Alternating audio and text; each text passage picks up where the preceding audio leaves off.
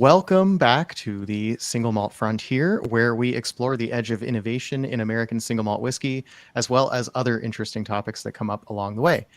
Here on the show, we do a little bit of tasting and a lot of talking, and we get really geeky with our topics on occasion. Usually we talk about whiskey, but the best thing about whiskey is the conversations we get to have along the way, and we get to talking about a little bit of everything. As I mentioned a couple of weeks ago, we also like to do a little bit of personality-focused and individual-focused content out on occasion. So we've got a real interesting one for you today. I am your host, Doug, or as I'm known around the internet, Demi Tastes. I'm joined today, as usual, by my co-host, Phil. And our special guest today is Anna Mantheakis of the Westward Distillery. Here to talk today, if you haven't seen the video title and you're just tuning into the live, we're going to talk about whiskey, wine, and synesthesia. So just a little preview of what the topic today is. Anna Mantheakis has synesthesia form, which means that sound affects her sense of taste. And as you might imagine, that's a very interesting thing for her in the wine and spirits industry. So we'll get way into that. Anna, say hi. Hi, everyone. So before we get into our interview, we want to do just a little bit of self-promotion. So among other things, first and most importantly, Phil has his Virginia Whiskey Tournament going on. You can see the bracket behind him. Phil, if you'd like to tell everyone where we're at. So we are in the middle of bouts 7 and 8. I'd have to actually turn around and read the sheet because I've put away the bottles that remind me. But I'm pretty sure it's Belmont Farm Distillery, A. Smith Bowman, Merlarkey, and Cape Charles Distillery in bout 7 and bout 8. I know is Reservoir Distilling, Ironclad Distillery, Spirit Lab, and Bold Rock. This is one of those sets of rounds where it's kind of unfortunate that it shook out this way because there are so many great distilleries in both bouts that it's going to be a hard decision. And if you want to vote, I have the polls on Instagram and Twitter. I'm easy to find, the Drinking Geeks on Twitter, the Rangers Respite on Instagram, and it's a lot of fun. And basically, it's just a sort of community based award. And those handles are now up on the bottom of the screen. So thank you. Cool. So there's a wealth of information that Phil has put out about these distilleries so far. Last year on this channel, we did a breakdown of all of the distilleries that were in the tournament then, which includes many of these. And Phil has been doing review videos on Instagram and his own YouTube channel. So if you're interested in learning about any of these, you should go watch. Now, the thing to note is you don't have to be a resident of Virginia to vote in this tournament. You don't have to have tried all of the different whiskeys to vote in this tournament. You might not have tried any of them, and you just read about the brands and you decide that one brand or another deserves, or in your opinion, you think feels it needs to have a little bit more recognition. That is a perfect reason to vote. So the way that this tournament ends up working well for everyone is when more people get involved and cast their votes. And then, you know, fun things happen down the line as the brackets shake out. And the first year, I don't know about the second year, but the first year, I think the statistics were there were several thousand votes cast in the final round. Yep. Which is really exciting to see. And now is the time to start drumming up interest in the brands that you love. So go participate in that. Okay, so now that we've talked about Phil's main project, which is taking up a lot of his time right now.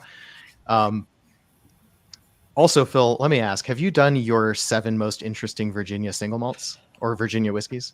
I have not. I'm having difficulty with that.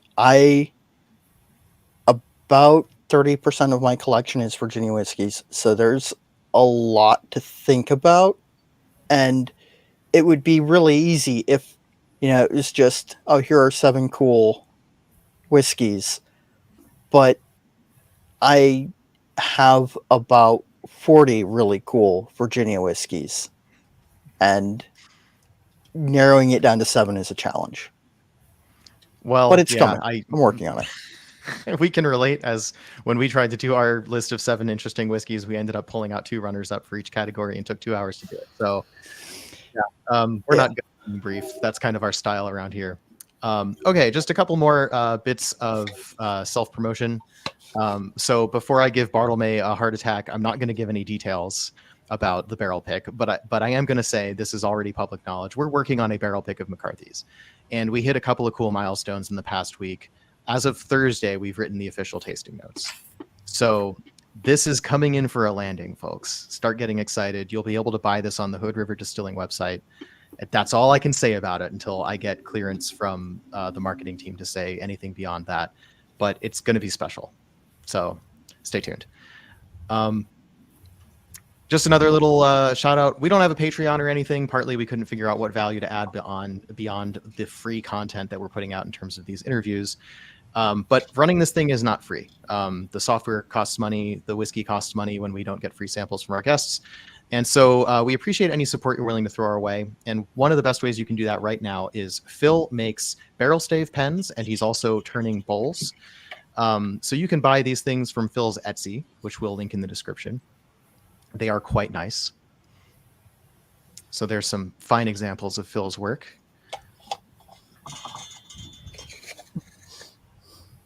This is beautiful. Thank you. They are coming out really nice. There's a there was a walnut what kind of bowl? Salad bowl. Yeah, that I made for my mom, and it's frequently in the background of pictures because it lives on our kitchen counter. But I don't have any that large, but I've got some really cool ones. Oh, that's gorgeous. I love the patterning in that. That's really beautiful.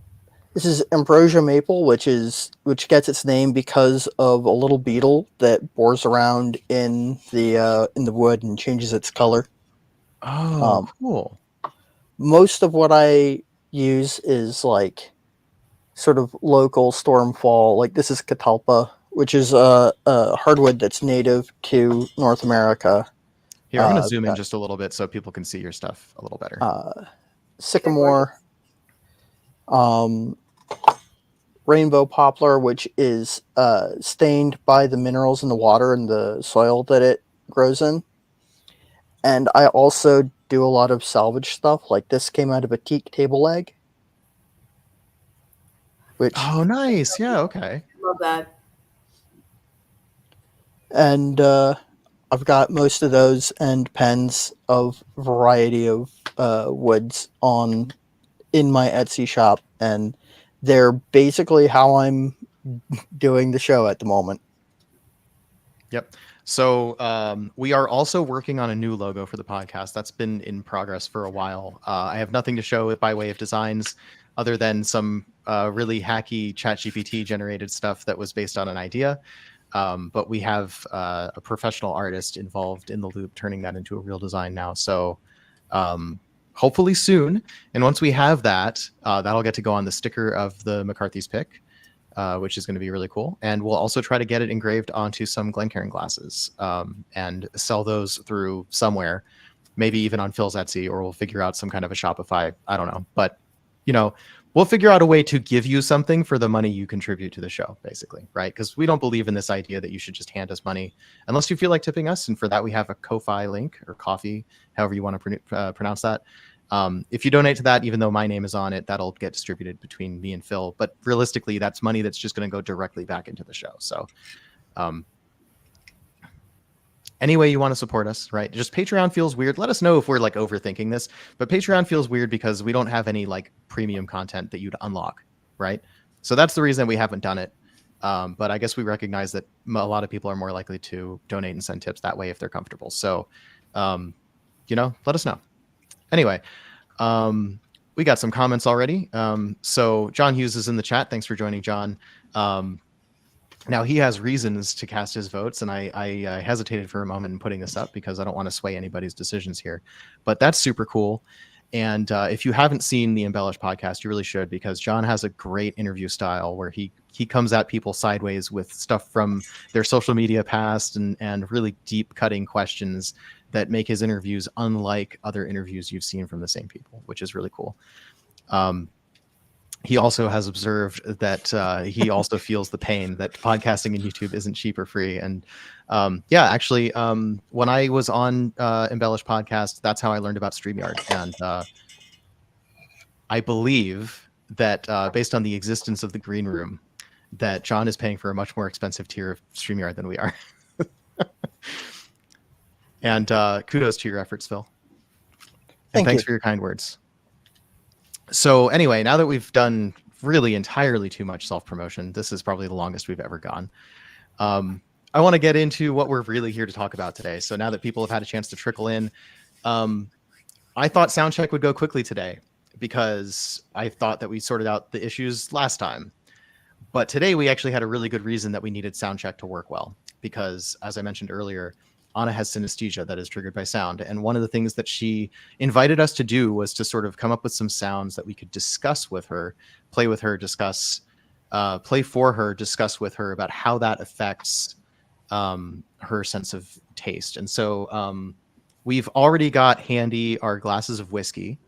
So Phil has the stout cask, so he's poured that. That's the only one I don't have. Anna has that as well. And I have the Vintner's Cuvée, which is the most recent quarterly club release. I switched my glasses around, but luckily I put the Westward in the Westward glass, so that's not confusing. So we have those that we can sort of explore together. So with that prelude set, I'm not going to get straight into blasting your ears. Now, I will just say before we get into potentially playing sounds, some of these sounds, just by their nature, can be a little bit piercing. I would apologize in advance, but Anna made a really good point that this is how she experiences her tasting. And there's actually some value here in y'all experiencing that as well. So forgive us for some of these sounds. Now I'll list a couple of them just so you get an idea.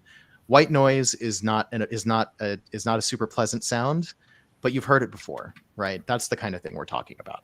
So this isn't going to be like the lead pipe falling or trains crashing or anything like that. These are droning types of sounds. So I don't think that'll be too bad of a trigger for anyone, but some of them might be a little bit on the loud side. So I just wanted to give you that warning before we get into it, just in case. So now that we've lost 2 or 3 viewers, Embracing myself over here. all right, no, I'm not going to surprise you with the sounds. So, like, first of all, Yeah. let's just do our usual talking intro. So we had Anna on a few months ago to talk about Westward. Today we're using Westward as the whiskey, but we're really here to talk about Anna's path through the industry and her experiences with synesthesia. So, Anna, if you would, for the people who didn't see that last episode, could you introduce yourself? Introduce yourself and tell us who you work for and what you do. Yes, my name is Anna Mantheakis. I work for Westward Whiskey, and I'm the lead distiller in technical development. So I take on projects related to whiskey development, and I also manage the laboratory. I use science to figure things out and answer questions and solve problems. So I get to be like a whiskey scientist, which I really love. I am also a member of the blending team, and I do sensory almost every day as part of my job. So the first time I met you, I was touring with Jonathan, and you popped out of the data lab, and he said something like, "You're the data lab person," and I'm like, "Oh, that's super cool." Like, some conversation later, what are you geeking out about this week? And a few months ago, I asked you that same question, and you told us about lactic acid bacteria. I believe you have an update for us. Oh, yeah. So I told you I was excited about lactic acid bacteria because at the time, had I just sent out a sample to White Labs to have bacteria identified? Yep. Okay. All right. Yes, that's right. And then I updated you later. We had a strain of lactic acid bacteria that lives in our wash identified. It's called Schleiferi lactobacillus harbonensis. I know that's a lot of name, but this is exciting because lactic acid bacteria create wonderful flavors and spirits. They come along in the fermentation and they make organic acids, and when you distill the wash, those organic acids esterify. They turn into esters, which have fruity flavors, and they make dozens of different kinds of fruity flavors appear later in your distillation. Different strains of bacteria do different things. Some of them are stinky, some of them are really yummy. And this bacterium that I isolated, because I was interested in, what's our house flavor, what grows here, what occurs naturally in our washes, is not listed as a beer microorganism because it's actually really not common in beer. It's found in Brazilian cane spirits. It's found in rice wine and fermented vegetables. It's found in various other things, which makes it unique. I believe this sets us apart. And I have been cultivating this bacteria in the lab to learn more about it. I'm going to pop over to the incubator.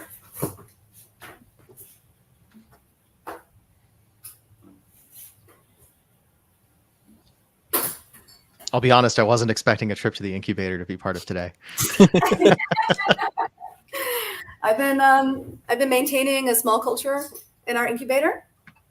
And this is a bacteria growing in wort, right?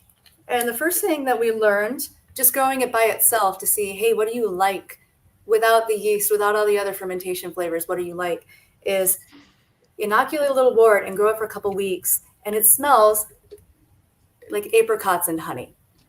It's got the most wonderful smell, sweet apricots and honey. And those are flavors that we find in Westward. I write apricot all the time in my tasting notes for Westward.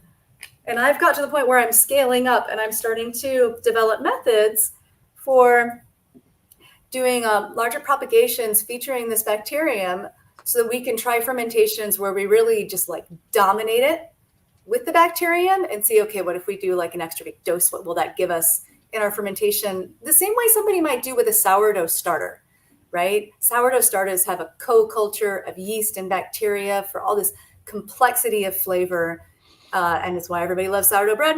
So I've been playing with it along the same lines, and it's a lot of fun. I've been consulting also with the extension service at Oregon State University in this, because the extension experts at OSU talk to people in a lot of different industries, including cheesemakers, right? And so they have great advice to provide when it comes to cultivating lactic acid bacteria for use in a food product. Awesome. You just reminded me of the sourdough whiskey as well, which was probably not intentionally, but you said something about sourdough. And so I was reminded of the sourdough whiskey, which is one of the coolest things that I've seen in whiskeys, that you took the sourdough starter and then turned that into a wash, and then fermented, distilled that. Yeah, and that was our founder who had that idea. And we inherited this process. And I've been continuing to work with some method development on the sourdough whiskey. It's one of my favorite things. I love the sourdough because you have such a wild and interesting fermentation when you use a sourdough starter in a whiskey wash fermentation. So there's been a second edition of that, I think came out late last year. I assume there's going to be more. It sounds like that's an ongoing project. It is, yes. Yeah, we're going to continue. We've made several batches this year already. So we're continuing to produce the sourdough whiskey, and it will be an ongoing part of Westward's program. Awesome. Does it still smell terrible? Huh? Does it still smell terrible every time? Well, I've been playing with our fermentation methods, and the idea is you want the sourdough to really express itself, right? And that can lead to some stinky wash flavors in the wash. But then when you distill it, that all cleans up. It gets cleaned up by the copper. And you have a really lovely smelling distillate on the other side. And what we found is, depending on when you add the sourdough starter, what time during the fermentation, it really transforms how the wash ends up. So there are more stinky and less stinky versions at this point. We'll see how they mature. Yeah, but we get like cabbage flavor and skunky flavors and all sorts of things. And those flavors really boil down to yeast making sulfur compounds during the fermentation, perhaps in a response to the bacteria. Bacteria can also produce some of these flavors themselves. And it just, you get a very different ecology in the fermentation when you introduce something new, and it shows itself in the flavor.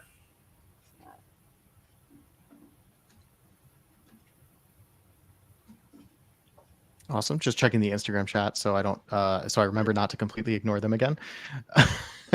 Becoming more and more aware that I'm wearing a t-shirt with words on it. So maybe I should just say this shirt is about the town I moved here from, Talent, Oregon.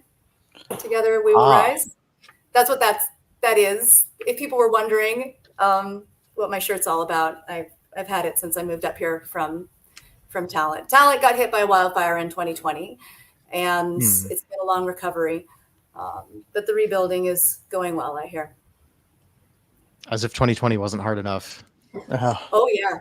Yeah, imagine living in evacuation for 9 days and then returning to live in the wasteland. It was a rough time.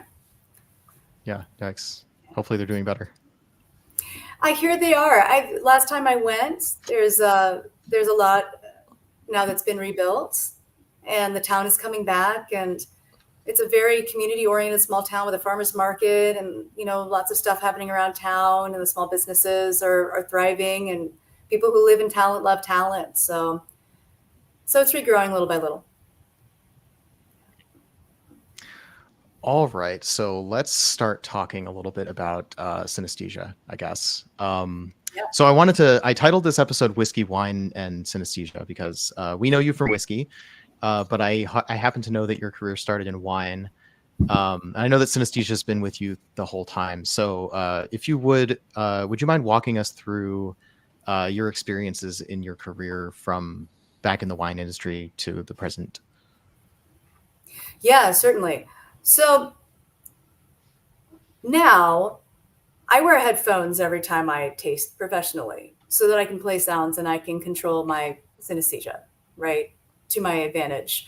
But when I was a winemaker, I wore earplugs because I spent years of my life trying to block out the effect as much as I could.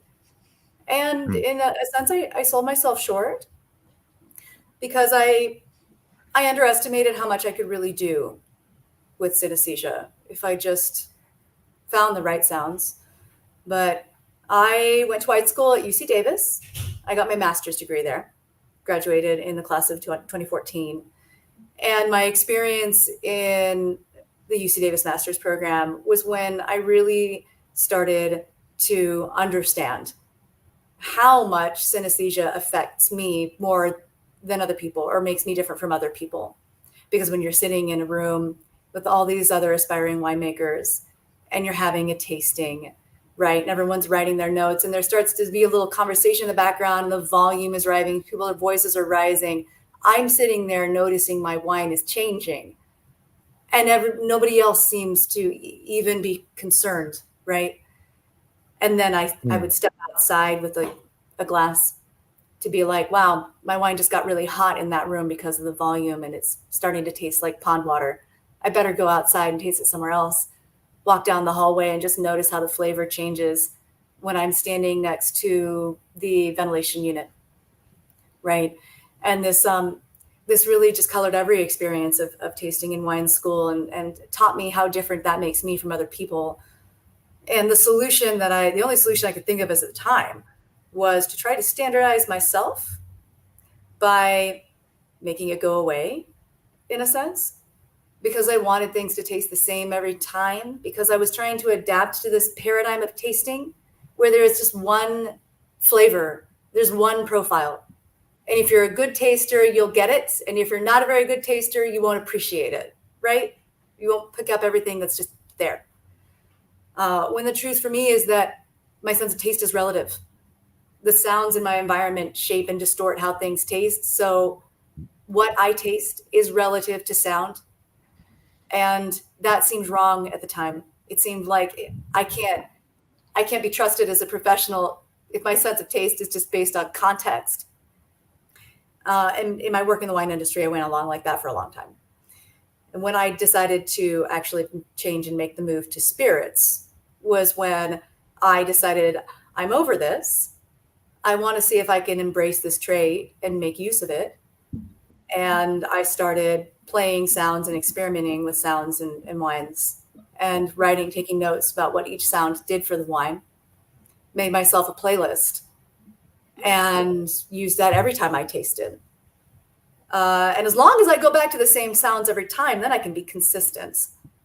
because one of the things that made me insecure about this trait is that I would be wildly inconsistent with my tasting notes, just based on whatever's going on around me. And that's what I do every day now. I have a short list of sounds that I play, and they're all constant sounds, so that I don't have variation, right? So they're like sort of sounds, or some of them are really unpleasant. I don't get to choose. When you have synesthesia, you don't get to choose what happens, right? There are some unpleasant noises that actually make some things taste great. And by picking what sound I taste with, I get to see the whiskey or the wine or whatever from different angles, because sounds will enhance some flavors and suppress others, and distort them in ways that give me useful information. Does that give you a good idea? Was that a good answer? Yeah, I think so. Yeah. I gave you a really broad, open-ended question. I apologize for that, but that was right. great. So, and that gives me a place to sort of ask some follow-up questions. So, I'm glad you stuck with it, first of all. I wonder if you knew that you had this trait before you decided to get into the wine industry in the first place. Yeah, but like everybody with synesthesia, my awareness of myself was very much, this is normal, and I don't think about it all the time. Okay. So actually, here's a metaphor that I really like, that I think makes it easier to understand like what it's like from the inside out, right? Is our perception of color is dependent on the color of the light, right? Like the colors of everything in this room would look different if I changed out the white light bulb with a red light bulb. The colors of objects in shadow look different from the colors of objects in the sunlight. And that's something that all of us is just used to seeing every single day, right? It's right in front of your eyes. And yet you don't really have to think about it unless you're in a position where it's necessary. So anyone who has taken an art class involving color knows that as soon as you start using color in art, you have to start thinking about how the colors change, right? If you're painting something in the light and painting something in the shadows, it's important to pick the right colors and have that awareness of the way colors change based on the light. And you can develop a much more acute understanding of color by doing that. But your eyes didn't change, your brain didn't change. The way you see color didn't change. Your understanding of it is what changed. And for me, I went for a long time in my life just kind of assuming everybody else worked the same way, not really understanding how everyone else was enjoying the pizza in the pizza restaurant so much that just tasted bad to me because of the noise of the fans, right? But assuming that like flavors change for everybody when the sounds change, and not thinking about it. And my awareness of synesthesia grew through being in wine school, because then I had to think about it every day. I had to think about it every time I tasted wine and what the sounds were and what they were doing. I think the first time I realized that I was different was when I was working in the restaurant that my dad managed for 36 years. My dad managed the same restaurant for 36 years. So of course he had me work there as soon as I was old enough. And I used to sneak tastes of the whipped cream while I was dishing it out for Sunday brunch. And I would taste it and I would think, there's something wrong with this whipped cream. It tastes like skim milk with bleach in it. It tastes like somebody left bleach. They didn't rinse out this container before they filled it. And I'd go to the pastry chef and say, there's something wrong with the whipped cream. I don't think this container was properly rinsed. And then she tasted it and she told me it tastes fine. So I did what felt perfectly natural to me. And I walked out into the quiet downstairs dining room that was empty. And I tasted it again and thought, oh, yeah, this tastes good. It was just the kitchen fans making it taste like skim milk with bleach in it. But in the same moment, I realized that the kitchen fans did not make it taste like skim milk with bleach in it to her. They only did that for me.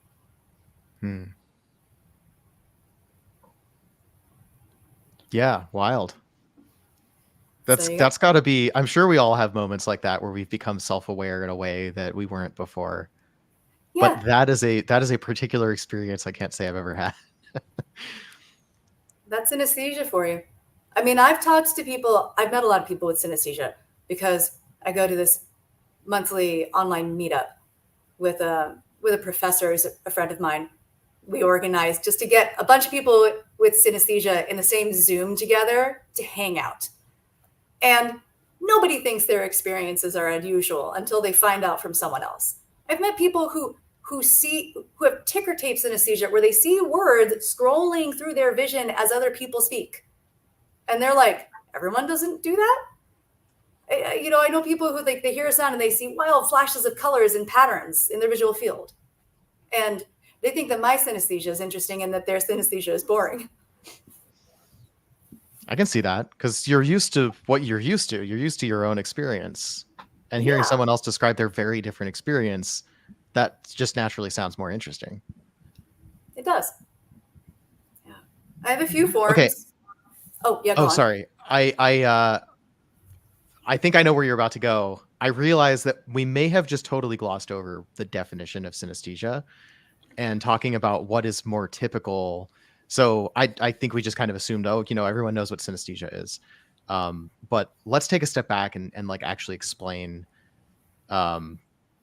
Maybe I'll take a stab at it, because that might be more interesting than you've been asked this question a whole bunch of times. So the first time I heard about synesthesia was, I think, in the context of explaining like what LSD does back in like elementary school, when they were teaching us don't do drugs. So they told us all about drugs. As we all know, that worked really well. No problems with the DARE program whatsoever. I don't know what you're talking about. I wonder where all these people that were offering children weed on playgrounds went. Yeah, right. So I think usually the way it's expressed, I think probably because this somehow seems the most relatable, like we can, like you were talking about before, colors of light changing your perception of what things look like. Everyone can kind of relate to that experience. So just saying like, oh, you're gonna hear color, like you'll see a color and it'll like make a sound to you. And you're like, okay, that's funky, but like, I guess I can understand that, because like you're always hearing something and you don't necessarily know where that something is coming from. And you're always seeing, or if like you hear a sound and you see a color as a result of that, you can relate to that too, because like these two senses of sight and sound are always on unless you're like asleep. You're always seeing something, even if it's black. Black is not nothing, right? This is assuming sighted people. People who don't have vision impairment or an auditory impairment, right? For those people, you're always seeing something. You're always hearing something. And so this idea that you could get an effect that is visual or auditory coming from somewhere else is relatable, even if you don't necessarily understand that process of like, why is your brain making a color sound like something? But that's usually where people have heard about synesthesia. But last time I spoke with you at length about synesthesia, you enlightened me to many other forms of synesthesia, including your own, which is that you hear sounds that affect your sense of taste. And you were about to mention, I believe, that you have a couple of other forms. I do. Yeah. Sounds have textures for me. And the textures mostly just exist in my mind. That's called associated synesthesia. Projected synesthesia is when it has a location in space. So if I felt this sound on my right arm, for example, that would be projected. I've only ever projected when I was not sober. Some drugs can cause synesthesia. They can also enhance it. But I also have I have mirror speech synesthesia. Have you read about mirror sensory synesthesia at all? I have not. It's interesting. It's kind of another class of synesthesia. And when you first hear about it, it sounds like a different thing, but it tends to occur in the same people who have other forms of synesthesia. So the idea behind mirror sensory synesthesia is it boils down to the activity of your mirror neurons. When you watch me pick up a glass, right? Some of the same neurons in your brain are firing that fire when you pick up a glass. And they're called mirror neurons. They fire when you do it, and they fire when you see me do it. And for most people, that neural firing just happens in silence in the background. They don't notice. They don't know any different. But for people with mirror sensory synesthesia, they actually have an experience. So someone with mirror touch synesthesia, for example, could watch me pick up the glass their mirror neurons fire. Their brain interprets the firing as a signal, and they feel a sensation on their fingertips as though they are holding a glass.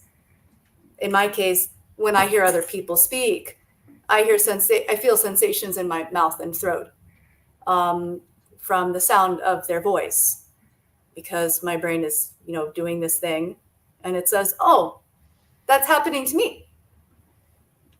Once again, this is normal to me my entire life until I found out that actually it's not a shared experience. I just thought that vocal cords were like tuning forks and that they resonate when you hear other people make sounds. Additionally, I have a little grapheme color, really mild grapheme color synesthesia. That's actually the most common type. It's when numbers and letters or letters have colors. So some people it's associated and they just see the colors in their mind. For me, A is yellow, for example, and M is red.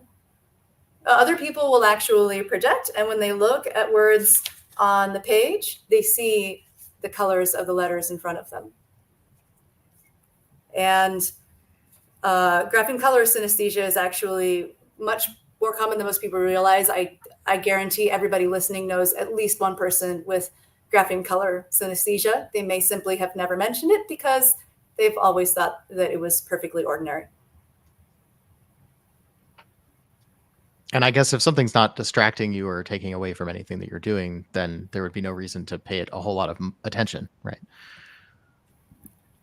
Yeah, no, it doesn't come up. I mean, people I've talked to with synesthesia, their moment when other people noticed was usually when they were complaining about something. Like a kid in first grade complaining that A is the wrong color because there's big colorful letters displayed in the classroom, and they're like, "That's the wrong color," and then their teacher says, "What are you talking about? What do you mean the wrong color?" When I was in high school, somebody that I went to school with who was in the orchestra heard notes and associated them with color, which they were pretty sure was fairly normal. And, I'm assuming that it's probably not one of the more unusual forms that synesthesia can take. But he struggled with some pieces of music because color combinations and chords would either work really well or cause discomfort because the colors blending together didn't blend together well, and they did not necessarily coincide with the chord being a good sounding chord. Oh, that's definitely synesthesia. That's something I've heard before from other people with auditory visual synesthesia. Yeah. And that's the only encounter that I've previously had with somebody who had synesthesia and was, in conversation speaking about it with me. That's so cool that you had that conversation with him and that he was sharing that with you. I love that you got to talk about that, because what I've experienced, I think most people with synesthesia have experienced, is we can be a little reluctant to discuss it if we feel like the person we're talking to is just going to look at us like, "Well, that's cool, but I don't get it." And he is not alone in his frustration, because I've met a lot of people with synesthesia who have there's some experiences that just grind their gears. And if you have colors for sounds, I know people who have colors for sound or colors for taste, right? And some flavors are just horribly ugly. But the flavor itself isn't bad. It's just the colors are terrible. And so they'll end up avoiding that thing. That's so interesting. That cognitive dissonance, I can imagine myself sometimes wanting that if I experience that, because I'm like I don't know if this is weird or not. Depending on the friend I'm talking to, sometimes I think this is weird. When they would make us read these novels in high school that were literary classics that tackled challenging subjects and so on, I liked that the literature made me uncomfortable, that it wasn't just easy reading.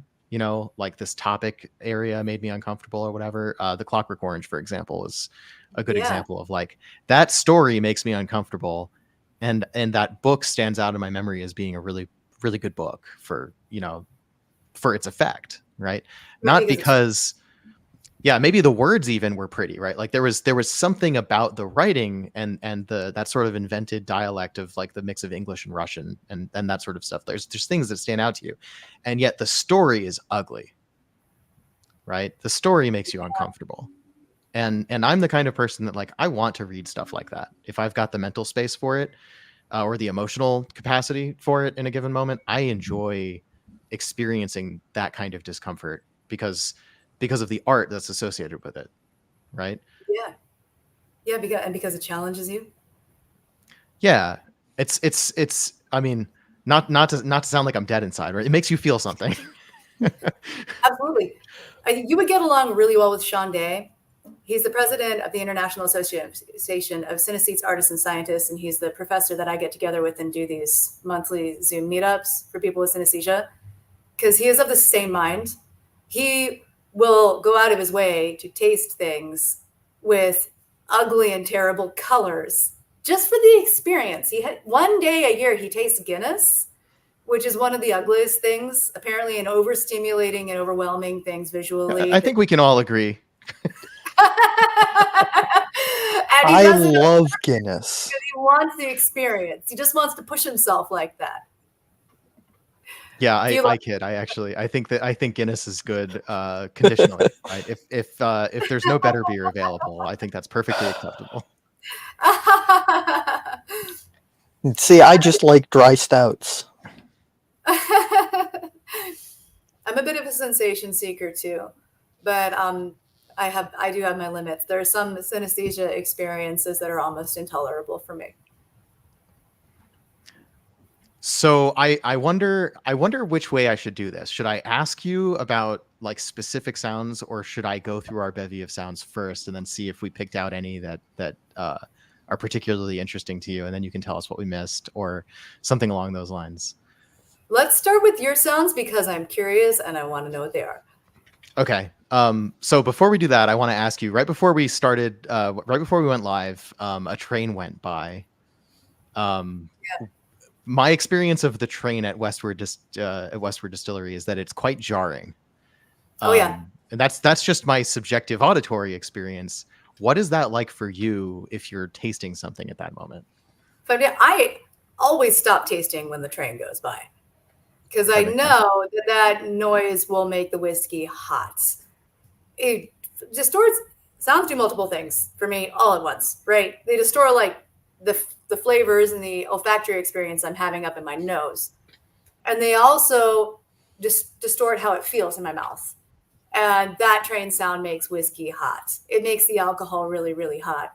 So I don't taste while the train is sounding. I usually plug my ears while the train is sounding because it drives me slightly insane. It drives all of us. Understandable. They go by all day.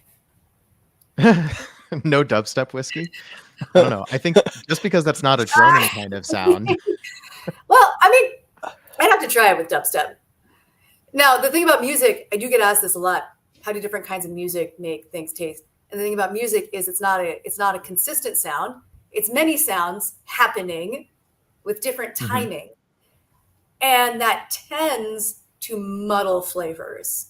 I think my brain just can't latch onto anything, right? Flavors get kind of muddled and it's hard for me to pick them out or even like tastes. But if there's a drone in the background of the music or a hum, say it's like a Radiohead song with that pipe organ effect, right? That will have an effect on what I'm tasting. And sometimes it's good, but it has nothing to do with how much I like the music. That makes me wonder about bagpipe music. I love bagpipes, but you know why I love bagpipes is because I feel them a lot in my chest. I feel vocal sounds, and I also feel non-vocal sounds that resemble voices.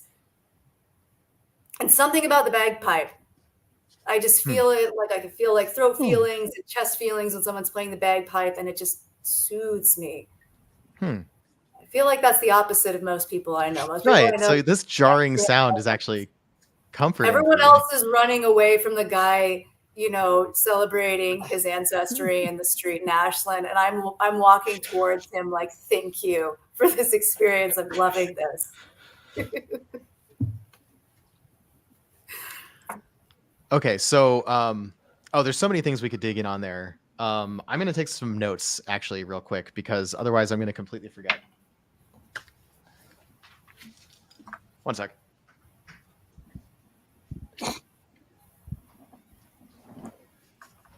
I always come prepared. I had to go get the barrel pen that Phil made, Oh, nice. which was across the room because I was writing on the other side of the room. Can you give us a close up of the barrel pen? I want to. Oh, yeah. Here, I've got... So this was made... Is that focusing on that? I don't know. This was made with a wild turkey stave. So... It's gorgeous. Yeah, I guess as long as we're... so it's a lovely pen. It comes with a certificate of authenticity that this was an authentic wild turkey blank that Phil used to make this pen. So you get to have that as well. So there's some indication that this was in fact the wood as advertised, but if you've been watching this show for a while, you have no reason not to trust us. So, says I, right? Anyway, yeah, it's a lovely pen. It feels wonderful in the hand. This took me a minute to figure out. Oh, I made my face really small. This took me a minute to figure out actually that the cap is a screw-on both sides. So this thing back here, this is where you would reload the cartridge.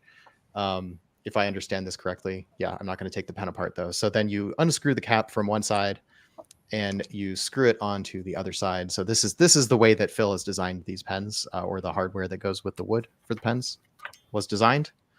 It feels really nice in the hand. And as I like to joke, if you believe, it smells like whiskey. And that one is sealed. The one that I've been carrying for about 15 years now was not, because I wanted to see how it would age. And they last forever. They just don't stay terribly pretty forever if you don't seal them. I think that is so cool. It has so much character. I have never had a pen last for 15 years. I'm lucky if a pen lasts for 15 days in my possession. They come and go from my life. I've been careful not to misplace this one because I do have a tendency to treat pens as commodities and I leave them somewhere. So yeah, here's another chance to show off little bits of the hardware here. So the pen does come with a nice box. And it has a sleeve also, which is buried under something right now. So I'm not going to try to pull that out, but it's just something that makes it easier not to lose something that has something special like this. I've had nice pens bought for me over the years, and I used to be a dumb kind of person. I mean, looking back, I consider myself dumb, where I would have these lovely, nice pens that were super really good at writing, and I was so worried about losing the pen that I would never use it. Right. And so I had this nice pen that existed until I moved one day and I never saw it again. Right. Because I wasn't giving it the love, the care that I should have been giving it to fully appreciate the nice pen. Right. And then, when you don't pay attention to something for long enough, it kind of just disappears from your life. So that's a life lesson for you there. You came for the synesthesia and you walk away with the life advice. So there's that. Yeah. Value added. So that gave me a chance to write down a thought. So we'll come back to that later. But I think now is a good time to sort of get into our sounds a little bit. So I'm going to try to start these sounds at a low volume and bring them up until I can still hear you guys, but it's not super unpleasant in my ears, at least.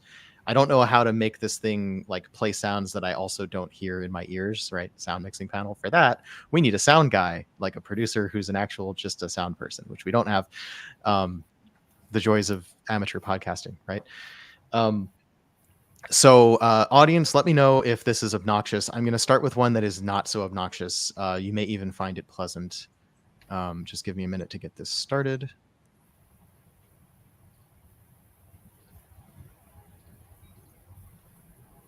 Oh yeah, let's start here actually. Gotta get that up on the screen. Okay, who remembers this website? So this one I don't think I can control the volume of, unfortunately. So let's just hope that doesn't completely. Oh, that's a very nice soothing sound. I think so too, but for probably very different reasons. So for anyone who doesn't remember rainymood.com, this is basically Rain Radio. I used to study to this. This website has been around since, at least 2009, 2010, something like that. Probably earlier. I probably used this in high school as well. It's just a really nice background music. And I will shut up so that Anna can...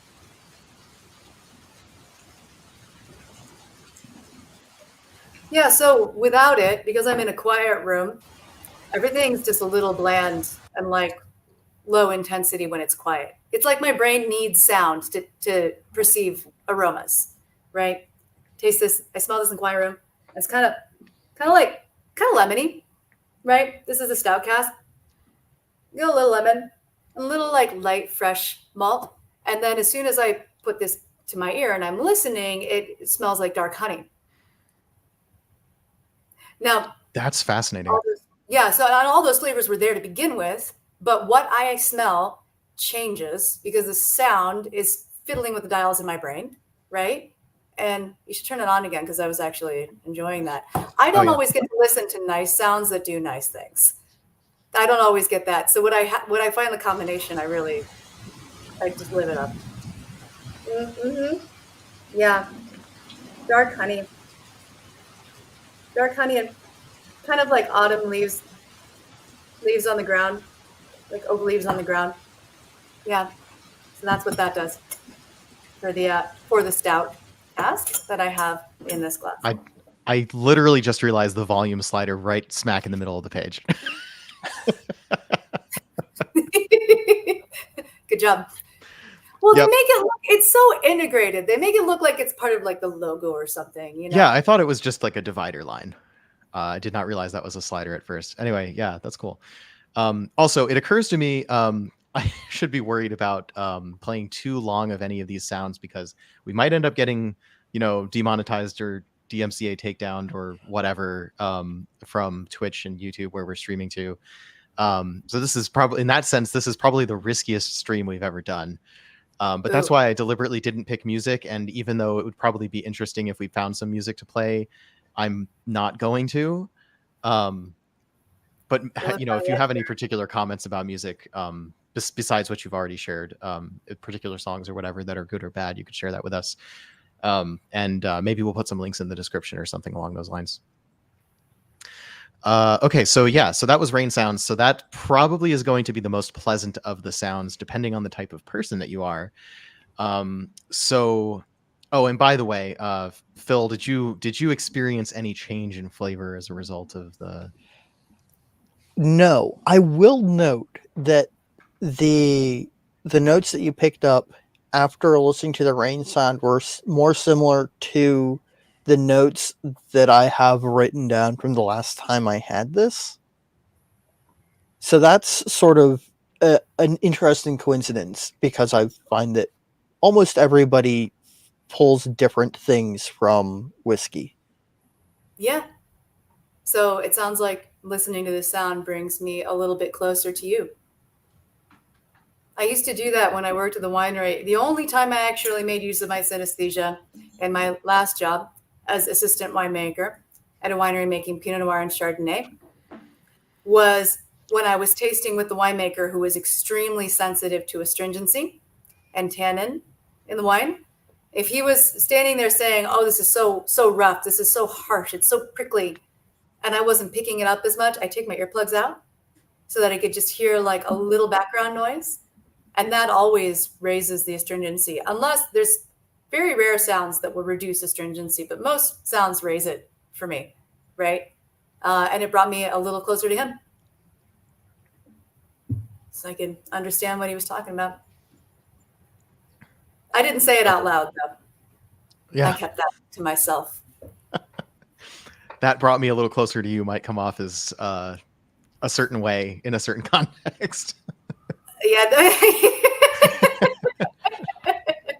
I Didn't wanna get- apologize. For a second, I thought that you were still playing the rain sound because it is currently raining where I was, and I was wondering why it's suddenly got a little bit louder.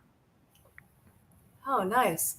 Well, I suppose I could have done that too, but right now, no, I'm not playing a sound right now. So what have you got next?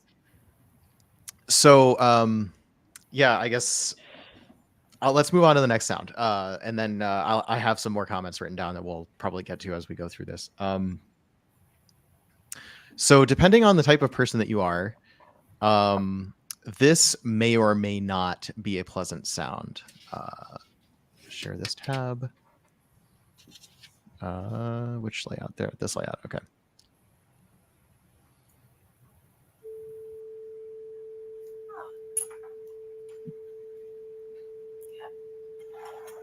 Hey, Will you turn that up a little? Oh, yes. Oh, great. Okay, cool. Let's see what this does.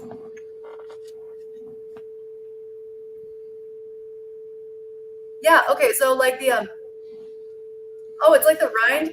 It's like a rind of a lemon that got left on the counter for like a week and turned brown. And and I still get that autumn leaves thing that I got before. But it's like overripe lemon. Like the lemon that's browning on your counter. Smell. David says flashbacks to high school orchestra. Yeah, just you wait for the yeah, next one. yeah. Oh no. That's what that does. I have yeah, way okay, worse so sounds in my arsenal. sorry. I have way worse sounds in my arsenal.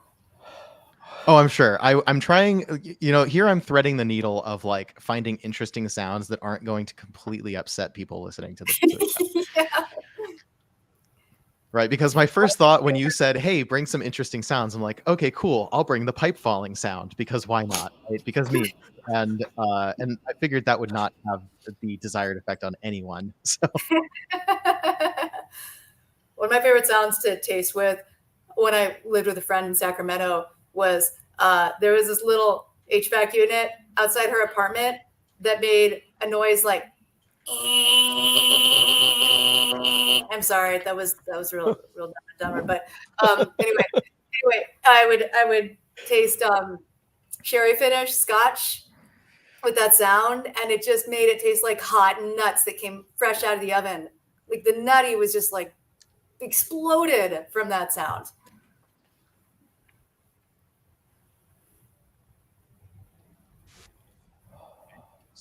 before which whiskey are you tasting right now, by the way? Is it still a Stout? Are you talking to Philip? I'm still tasting the Stoutcast. I am tasting the same whiskey, with each thing that you show me.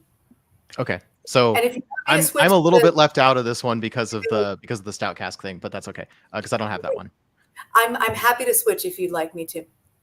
Stay on the same one now because actually for the next two because I'm gonna be giving variants on that one. So by the way, for anyone who didn't see the title of the video, that was a 440 hertz sine wave, which is the standard tuning of an A in orchestra, but it's not an instrument. It's the pure sine wave version of that sound, which it wasn't surprising to me when Anna asked me to turn that up because somehow that sound actually always seems to be quiet. Something about its sort of lack of spikiness makes it actually hard to discern, except when you're in a quiet room, and it takes a little extra volume as well. So personally, when I'm tuning my violin, I don't really like using a sine wave, especially if I'm in a noisy place, because it's actually really hard to hear it. Because sine waves are the components of all sounds, right? Every sound's texture is made up of different sine waves. And so a sine wave will just bury itself into whatever sound is actually already happening. So if you want to get a clearer sound, you would want something more like this. So this is a violin version of the same tone. Share this tab.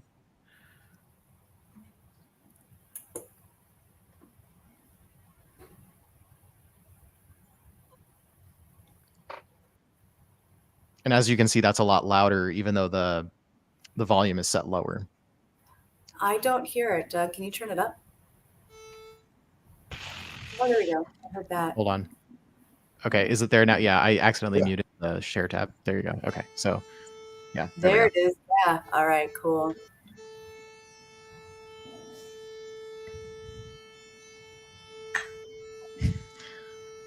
Now it's flashbacks to high school orchestra.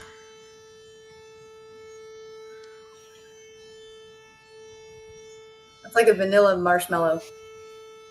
Oh, that's really cool. Yeah. And it's got like a light honey.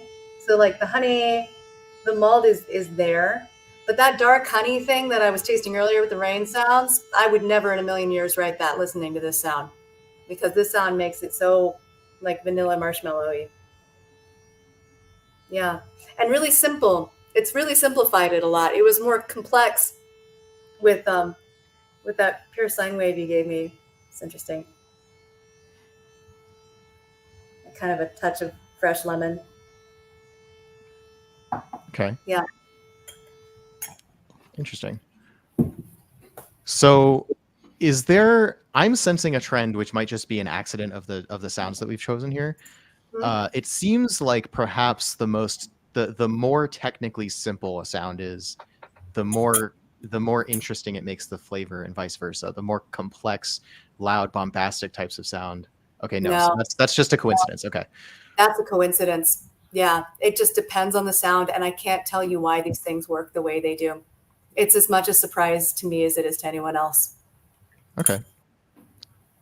Cool. All right, so one more variant on the same idea. I'm going to give you an orchestra tuning in A.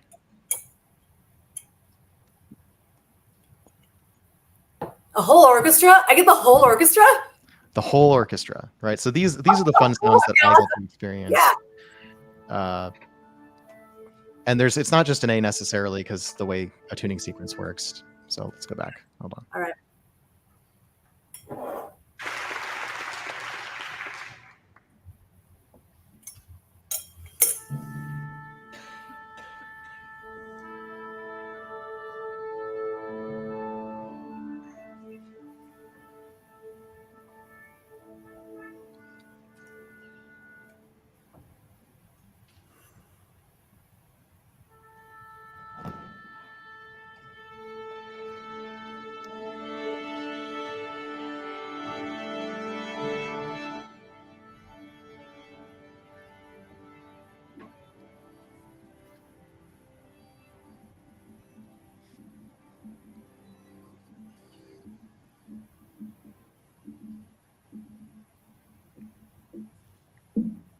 That was good. I got a lot of the malt with that.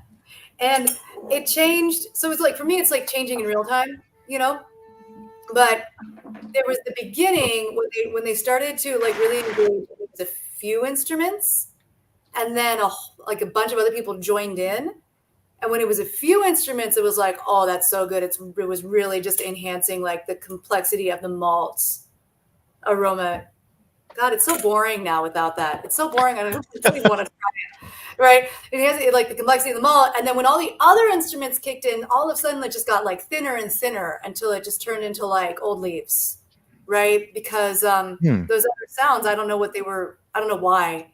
But they thinned the flavor back out again. And I couldn't taste as much of that delicious, lush malt aroma that I was smelling before.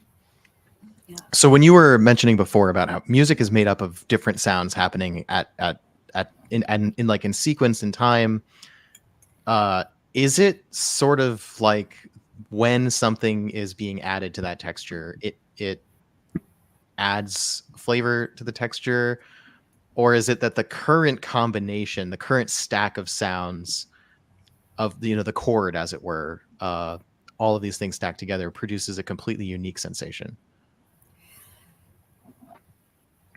That's a hard one to answer. I guess I have to go back to my light metaphor. Mm-hmm. And it's kind of like, I see it this way. This is the best way I can model it for you. And it's not the perfect metaphor. I'll just say that up front. Not the perfect metaphor, but it's the closest I can get. You're standing in an art gallery. You're looking at a painting on the wall. it's a French Impressionist painting with all these beautiful colors in it, right? And then, you know, somebody like dims the lights. All the colors will become a little bit more dim. Somebody shines a red spotlight on it.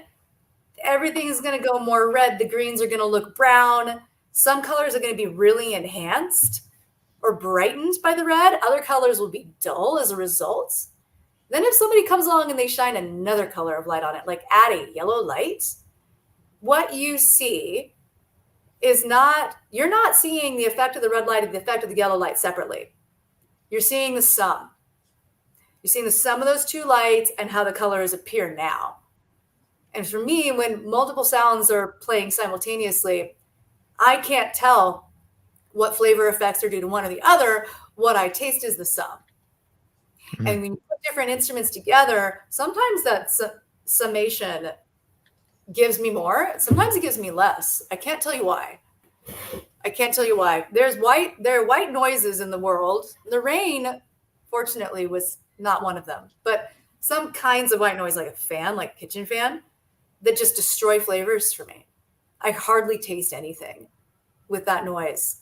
And I see it as like, isn't the white noise the sum of a lot of wavelengths? Am I wrong? Or is it white noise a sum of a lot of wavelengths? You sum all these wavelengths together and it leaves me with nothing. Maybe they're just like in my brain somewhere canceling each other out. Or maybe that's just me imagining that there is some easy explanation for something that's actually kind of opaque, because I can't begin to understand what's going on inside my own brain. I'd have to be a really, really great neuroscientist with tools I don't have. And even neuroscientists are limited in what they know about synesthesia and how it works on the neuron level. Yeah. So like, I'm a musician. I don't have perfect pitch. I've known people who have perfect pitch, and perfect pitch might even be a form of synesthesia, actually, but it might sound similar to you as a form of as like what synesthesia has.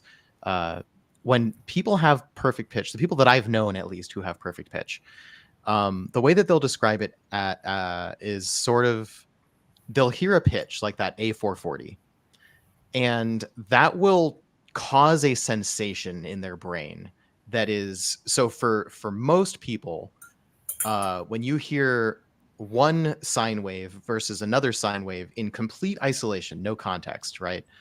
Yeah. You will perceive the texture of the sound, the fact that it's a sound wave, that really smooth, glassy sound, but you won't have a distinct experience of one pitch versus another qualitatively, right? Yeah. If you hear them next to each other, you'll be like, oh, one is higher, one is lower. They have a nice ratio to each other. The usual music things may happen, but the qualitative experience of one pitch versus another is not fundamentally different.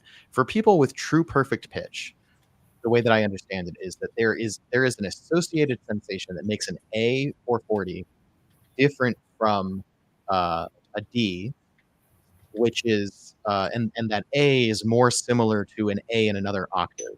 So the half pitch that is twice the pitch, right? The same way that, like, if you're learning harmony, an octave is not technically the same pitch, but you'll perceive them as the same. If you're singing a song and your voice can't quite go that high, you drop down an octave and you're still singing along, but now it's lower, right? That sort of, that octave difference.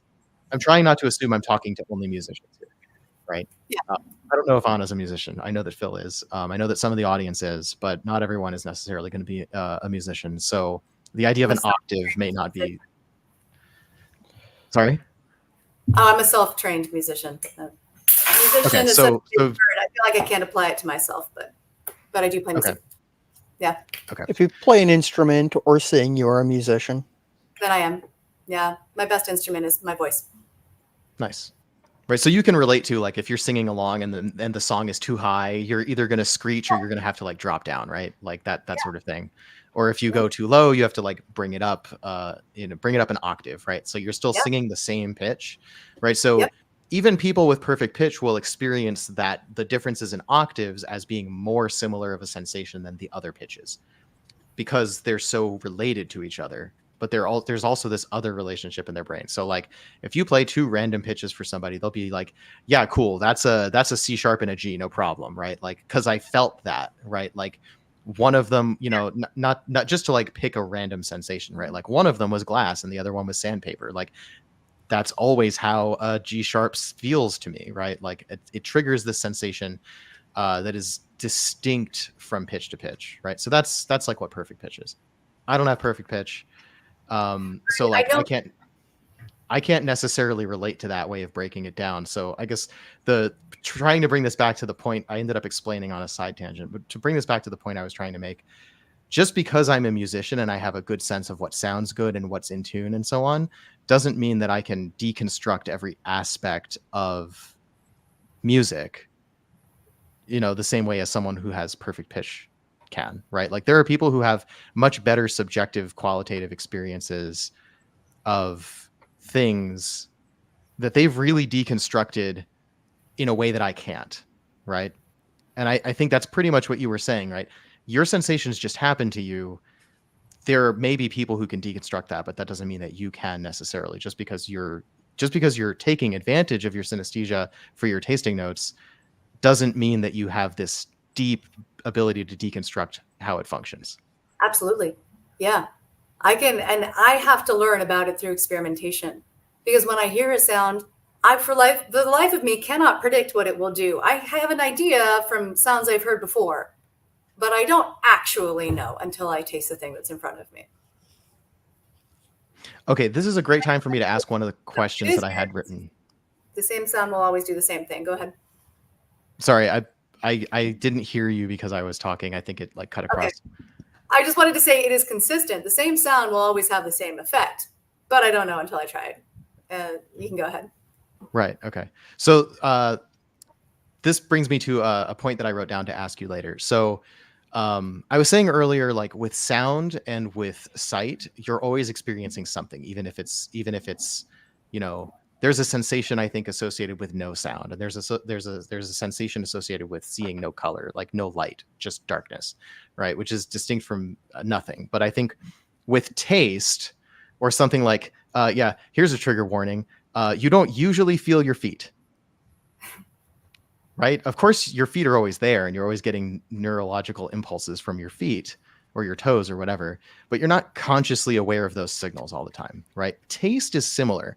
You're not consciously aware of tasting anything most of the time until you're actually tasting something. So I feel like that's a different type of sense in that sense. And the question I had basically is, when you hear a sound, does it produce a taste sensation in the absence of something that you would be tasting?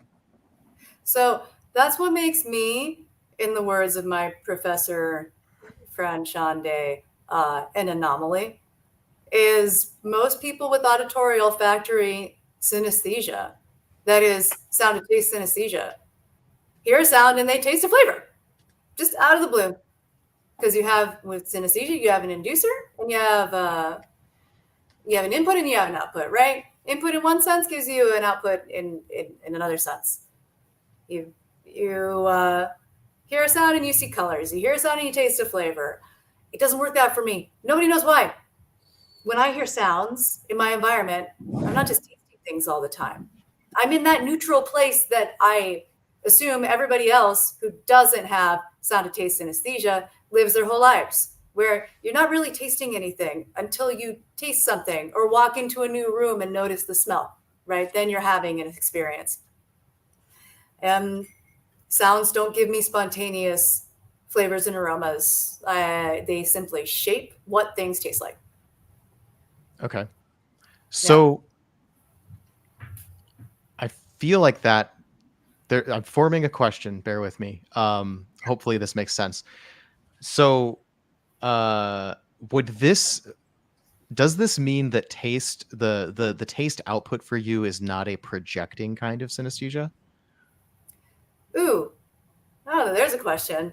The taste output for me, is that?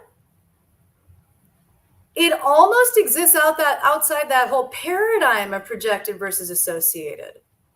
Yeah, that's why I was having trouble forming this question. Paradigm of objective versus associated. That's what makes it different. And you know what, Doug? For the longest time, I told myself I can't possibly have synesthesia because my case works differently from other people's. And I had to have multiple scientists tell me, no, you have synesthesia. You're just different. Because that was extra fun. You're just a little different from the other people with synesthesia. But you know what? There's lots of ways that the brain can be weird, and this is one of them. No two brains are the same.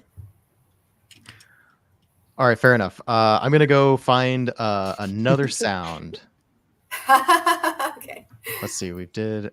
All right. So, Phil, did you manage to find any other interesting sounds besides what I had sent? Not really. I haven't, because I had to restart this machine. I lost all of my YouTube tabs before we started. So I just have what you sent me. Okay, cool. So I've got 3 more.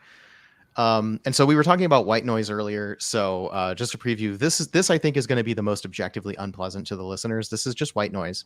I'm going to start it quiet because it comes across as quite jarring. Technically speaking, from a sonic perspective, white noise means an equal amplitude of every frequency across the auditory spectrum. Oh, I'm excited for this one. I mean, I can't guarantee it'll be good, but this is going to be interesting. All right, let me see. Share this tab, put it on. And we also get the visual this time. Nice. So let me.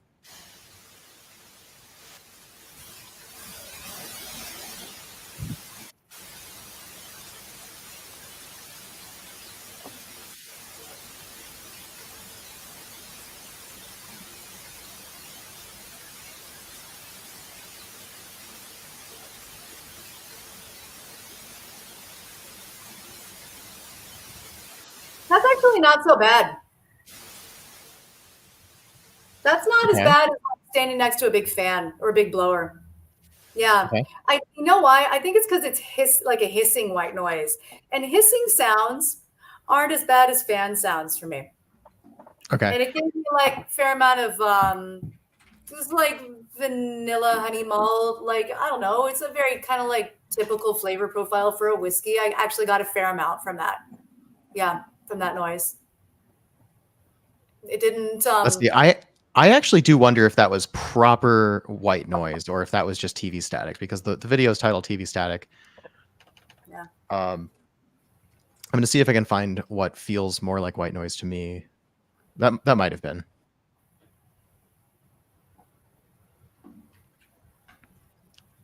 White noise is one of those things where like white noise has a technical definition, and a lot of people interpret that sort of droning static sound in general as white noise, even when it is not technically. Okay. Well, I just learned something new today, so thank you. This doesn't seem like it is either. I don't know. That might be the best we can do. So there are different colors of noise as far as sound profiles go. And I would not be able to tell you precisely what the differences are, but think about it like this. So if you're looking at a spectrogram, which is basically saying what's the amplitude of each frequency in the sound, white noise would be a flat line across the spectrogram.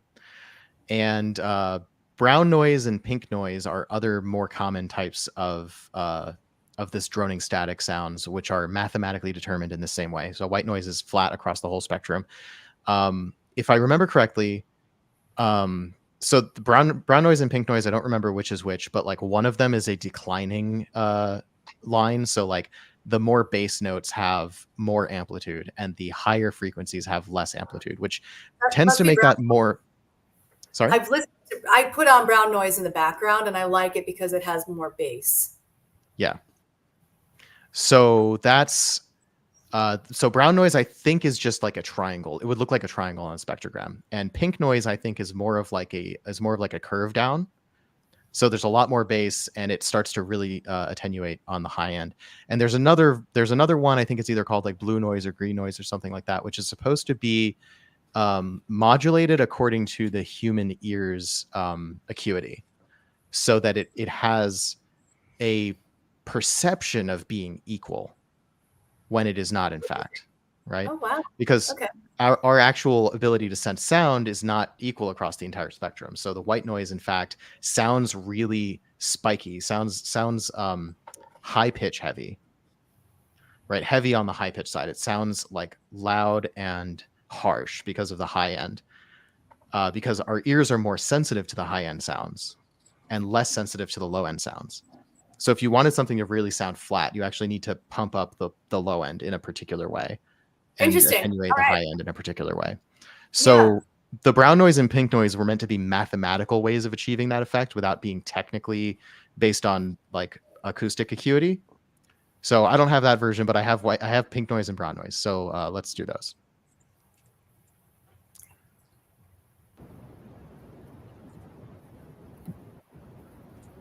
So this one is brown noise. Nice.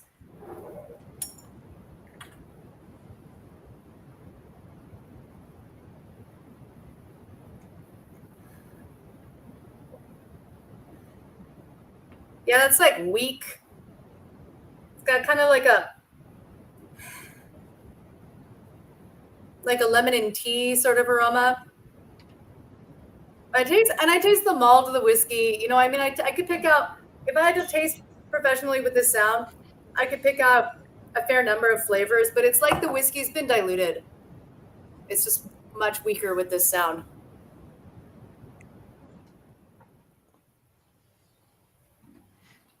And it's not like that violin you played me where it really just punched up a one flavor, like it really enhanced something. It's more just kind of like, here's some weak whiskey. A little disappointing. Okay, cool. And then so very related to that would be pink noise. I think it's best if we play this one right away. Okay. I'm going to take a minute to air out my nose, though. Yeah, like Okay, 8:30. fair enough. Yeah, let me know when you're ready, or whatever. Oh, there's the train. There's the train. There it goes, my favorite. So we're not tasting anything right now. That's a no-go. Definitely. So, I have a theoretical musical solution. Yeah. Recordings from prior to 1928 will be public domain. So, a recording from 1927 should be good to play. Okay. And I have one that I can send you a link to. Okay. A little bit weird, but I think it'd be a fun experiment. I love this. Yes. I think even some Shostakovich is public domain now, or maybe even all of it at this point. And that's just me being a music geek, wanting like weird and bombastic Shostakovich Fifth Symphony. Yeah. Actually, okay. I'm gonna go be a geek and actually look up. Okay. While we're So whenever resetting our noses. I'm ready. Okay. My nose is reset. Yeah. Oh, 1937. It's not public domain yet. Okay. Thanks to the mouse for extending the public domain deadline. Okay, we're on pink noise. Disney.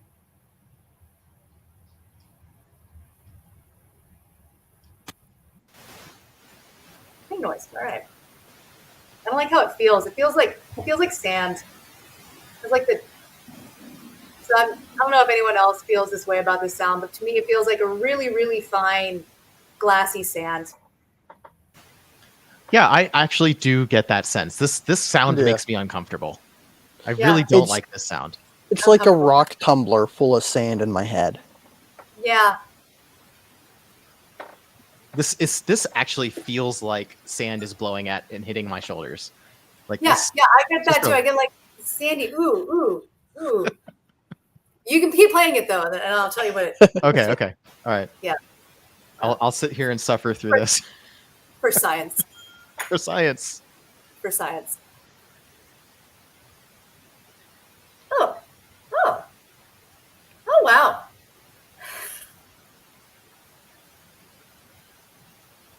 sweet. It's really sweet, like cherry. Like, I don't know how to describe that.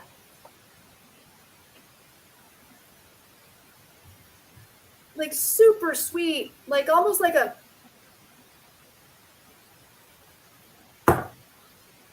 I don't know how to describe that. I don't know how to describe how that smells. That's like, hang, give me a second. Does that mean we win? Yeah, because you do. We've won science. I need a minute. What have you done? What is this?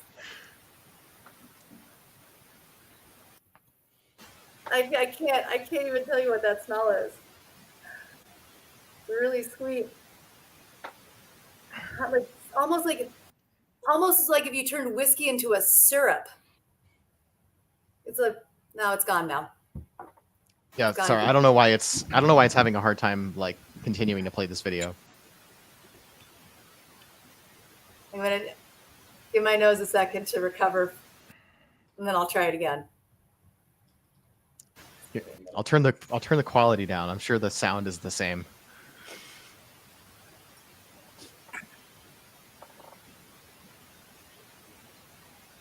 It's like a candy. It's like whiskey candy. I don't know how to describe the smell. I can't put words to this. It's whiskey candy. Pink noise turns Westward into whiskey candy. There you go. Well, that's So it's fun. sweet. It reminds me almost of like a root beer candy, where it's really sweet, but it's got those like savory root beer flavors. But it's like, well, now it doesn't smell like anything because, I mean, it's so boring without any sound. It's sad. It makes me sad. Go back to it when it's quiet. Yeah, so you know what's funny? And I'm drinking the Vintners Cuvée here. Okay. Root beer candy is a tasting note that I relate to. That's the first one that feels like that fits. Do you taste it for the Vintners Cuvée? I do, yeah. All right, let's do it again. Let's do this again. I want to hear that pink noise again. Oh, I'll see if I taste it too in the Vintners Cuvée, because that was a stout cask. I need to see if is it the same in both whiskeys, or is it different? I don't know.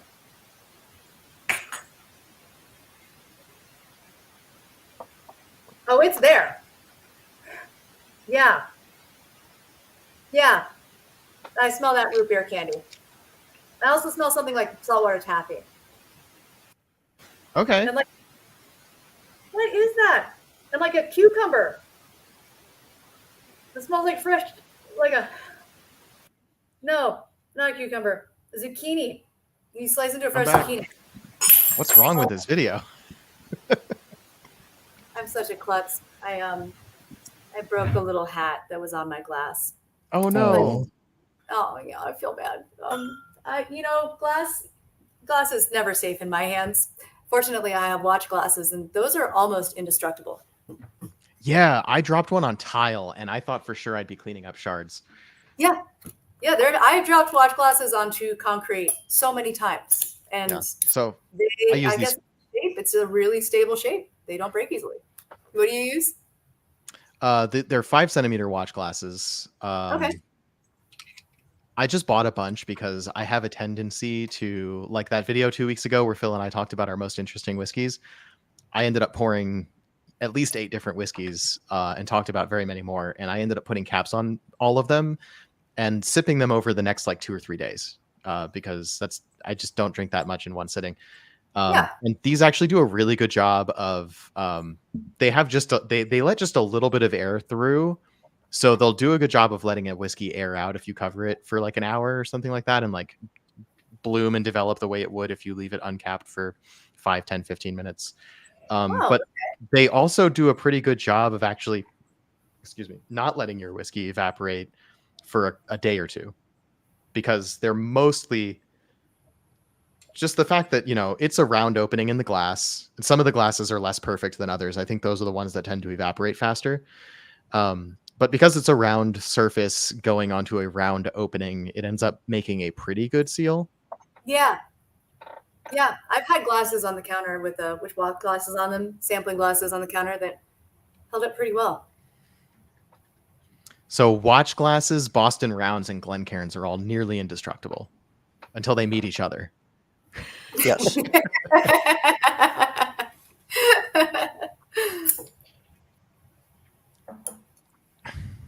Okay, so all right, now I'm gonna, I guess, share a little bit of my experience that sort of came up as you're talking. So obviously, Phil and I don't have synesthesia, at least not in the way as you've observed to me before. Everyone has a little bit of synesthesia, maybe. It just depends on finding where that is. Well, everyone has a little. Everyone's senses are a little connected to each other. Right. That's universal. Yeah. Synesthesia is a distinct thing, but everyone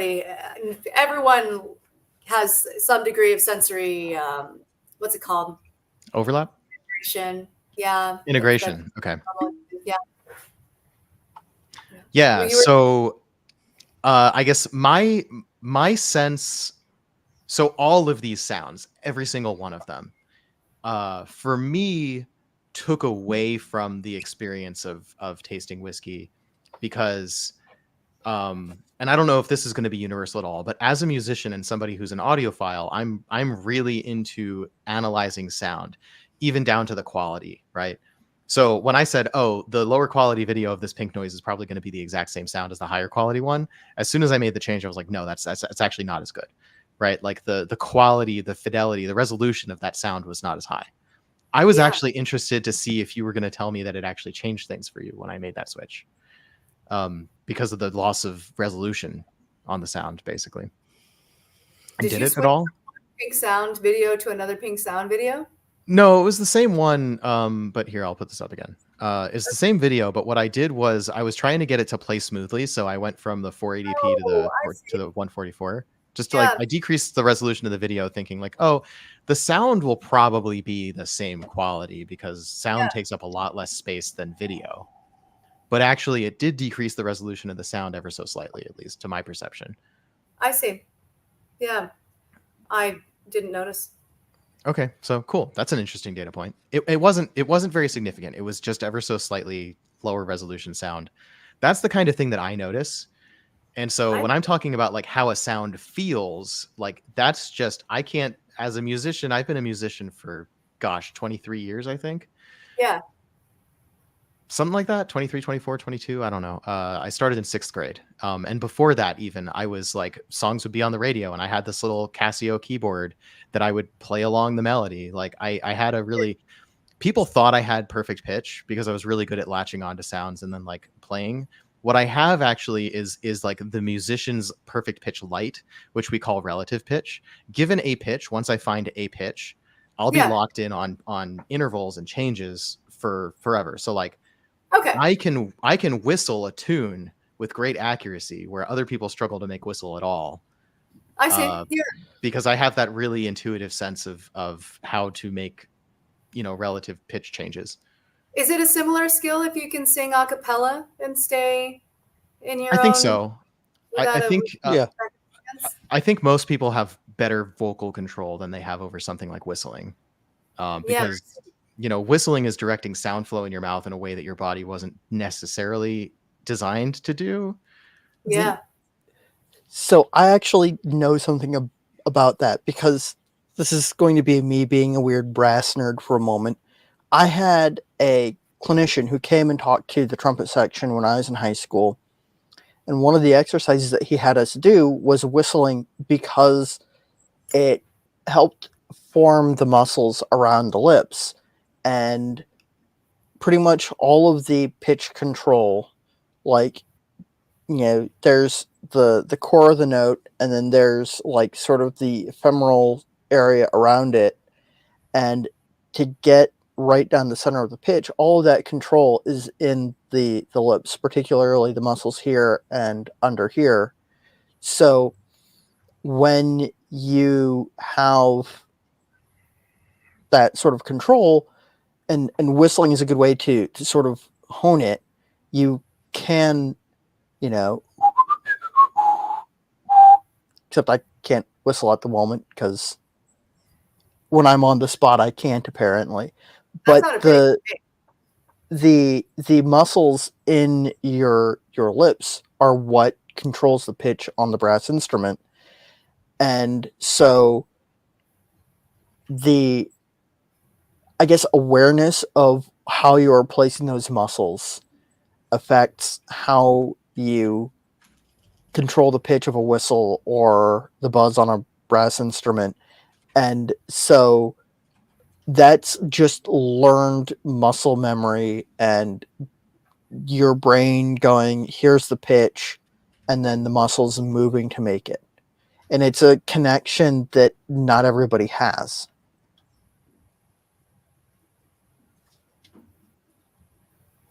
Sorry if that That's just distracted you, Phil. Okay. Well, yeah, I mean, I think that's fascinating, right? Because the brain to vocal connection is so intuitive. We've been doing this since children, but to build the ability to coordinate your muscles and your lips with pitch and do it really well, that's a skill. Yeah, I think it's the more you do something that involves doing something with your body to produce an effect, Yeah, the more intuitive that becomes, right? So the longer you've been doing a cappella, the easier that is. The longer you've been doing whistling or playing a brass instrument and having to work on your embouchure and all that, the more intuitive that becomes. For me, I don't play any wind instruments, but I play practically. I could play practically any stringed instrument that is roughly the same size. So I learned on viola first. I also play violin. I also play guitar and bass and just anything that has strings on it. And even without frets, I have a really good sense of where to put my fingers to get the right change in pitch because I've been doing that for so long. Even if the instrument is a different size, I just have this, because I have this sense. in your brain and it transfers to the other instruments. Right. But what really throws me off is the difference between on a violin or viola or cello, they're tuned in fifths, which is, don't worry if you don't know what that means. Guitars are tuned in usually fourths and basses are tuned in fourths, and that's fine too. But what really throws me off is on the guitar, there's one interval that is tuned in a major third, which is a smaller interval. And just the fact that it's different, the rest of the rest of the instrument is tuned in fourths, and one is tuned one is tuned slightly less, just because that's the way they tune guitars. And I can't make sense of that. Every time my brain glitches every time I cross over that string. I see.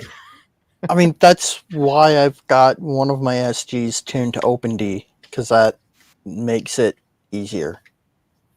Yep. Okay. That makes sense. What do you think about it? Guitars are tuned like that because you play chord shapes and you don't need to worry about the map. But if you're playing melodically, the map really matters. If you're playing a solo on guitar, the map really matters. And lots of guitar training exercises around soloing are based around brute forcing your way through learning the difference with that string or just learning a different tune. I see. Yeah. So that's what to expect.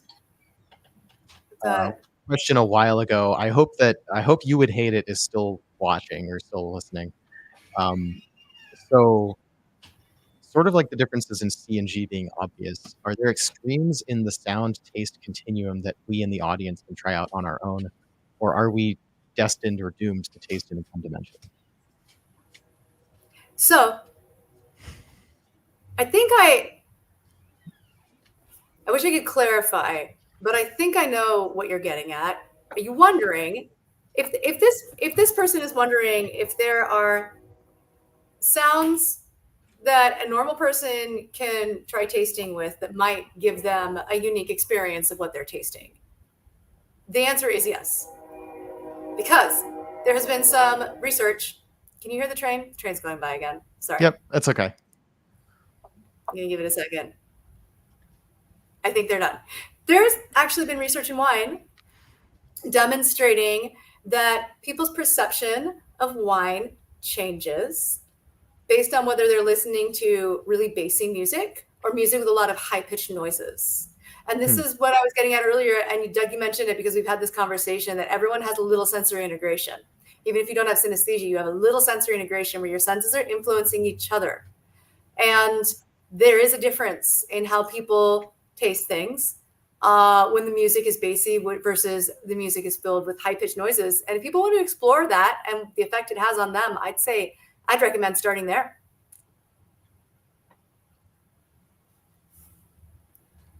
So maybe it's kind of like, I think that I would agree with the premise of the comment, right? Like for people with perfect pitch, the qualitative difference in the like the neurological experience of C and G for people with perfect pitch is different. But for normal people, for most people, we don't have that sort of thing going on. And so a C or a G with no context feel the same, more or less. But if you do go to the extremes, like the super high pitches feel piercing and the super low pitches feel booming and vibrating because there's that much difference in the sound waves. Yeah. Then you do actually get a little bit of that sort of sensation at a really low resolution, that there is a qualitative difference in the different pitches. And so it sounds like, yes, if we try to taste in different environments, you'll experience some version of things don't always strike you the same. They may not taste different, but they don't taste, you don't get the same experience out of tasting something in different environments necessarily. You won't be able to have the same sort of experience. I think that's what you're getting at. I'm going to say that I relate to that. I think that's true. So the pink noise that we were playing earlier, I found so distracting to the point that I couldn't taste anything in my whiskey, basically, other than a vague whiskey. Sort of what Anna's been saying about when there's no sound playing, it just tastes like watered down whiskey. That's what I was experiencing with pink noise. Wow. That all of the flavor nuance was gone because, and I think this isn't, I don't think any sort of interaction. I think this was distraction, right? My brain was so focused on the unpleasantness of the sound that I could not focus on my tasting experience. It didn't taste different. I just lost a lot of the nuance. So there's something to that, I think. Yeah. Yeah. Oh, there was one more sound that I actually forgot that I had prepared to play. And this the reason I remembered this is because it goes into my point about environmental sounds. So first of all, actually, I don't have this prepared. I don't think I'm going to try to go find one, but this is something I should do. I have tinnitus just a little bit, thanks to I was playing bass without my ear protection next to the drum kit for 2 hours, and that one time I forgot my earplugs, damaged my hearing. Thankfully, on my right side, and I say thankfully because on violin I play on the left, so I can still hear perfectly fine on the side that matters, more or less, for hearing myself. Now, it's not, I have slight hearing damage, right? That's what tinnitus is, basically. It's not enough that I can't hear things. So I hear things perfectly fine. But what happens is, in a very quiet room, I hear what sounds like that cymbal that hurt my hearing all the time. Oh, boy. And I don't mean that it's like the crashing cymbal. It's just those pitches that got baked into my ear, basically, are droning all the time. So I've got a few different pitches that are really high pitched, that are always droning at a very, very, very low volume. So that if I'm in an extremely quiet room, that's all I hear. When the quieter the room is, the more intense my perception of that droning sound is. And this is why I find something like a fan or some kind of these colors of noises, right? The reason I know about these colors of noises, I find them comforting because it gets rid of my perception of that annoying high-pitched droning sound from tinnitus. So I have tinnitus too. I know exactly what that's like. I haven't been able to hear silence since I was 9 years old. Yeah. Isn't that tinnitus just damn disappointing? If they put me in the anechoic chamber, I would get nothing out of that because all I would hear is the tinnitus. Yep, same here. Yeah. Does your tinnitus, it would be obnoxious. Sorry? Does it change depending on, like, I don't know, if you're sick or if you're at high altitude, or does the tone change? Yes, and the trigger is stress. Okay. The more stressed I am, the more noticeable it is. I don't think it changes in pitch or quality. I think it just becomes more noticeable. And I also have I grind my teeth at night, or not grind, clench. And when I've done that, that also exacerbates the sound, so that Okay. sometimes if something has triggered it recently, I will hear it loudly even when there's ambient noise. So I try to avoid those things. Yeah, so I think this is a fairly common experience. You know, everybody's forgotten their ear protection enough times to have developed some tinnitus by the time you're in your 30s. Hi. Um, so yeah, Samala is saying background noise to keep it dimmed. Yeah, so I sleep with an air filter on, which I actually started doing because, you know, pandemic, filtering the air, whatever. We bought some air filters, and I found that that low level of background noise is just right so that I don't notice it. Nice. So that's good for me. And so ambient noise now being the topic, this is something that everyone should be able to relate to, even if you haven't realized it yet. So here's the sound.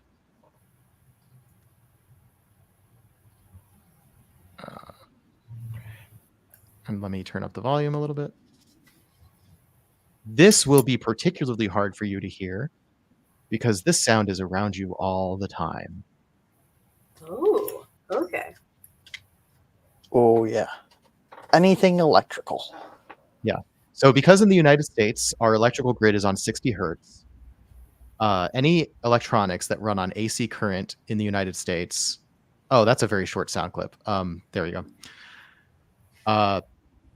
Any electronics that run on AC current in the United States will have a tendency to make this sound because of the resonance with the electrical field, basically. Oh, wow. Okay. Oh, no kidding.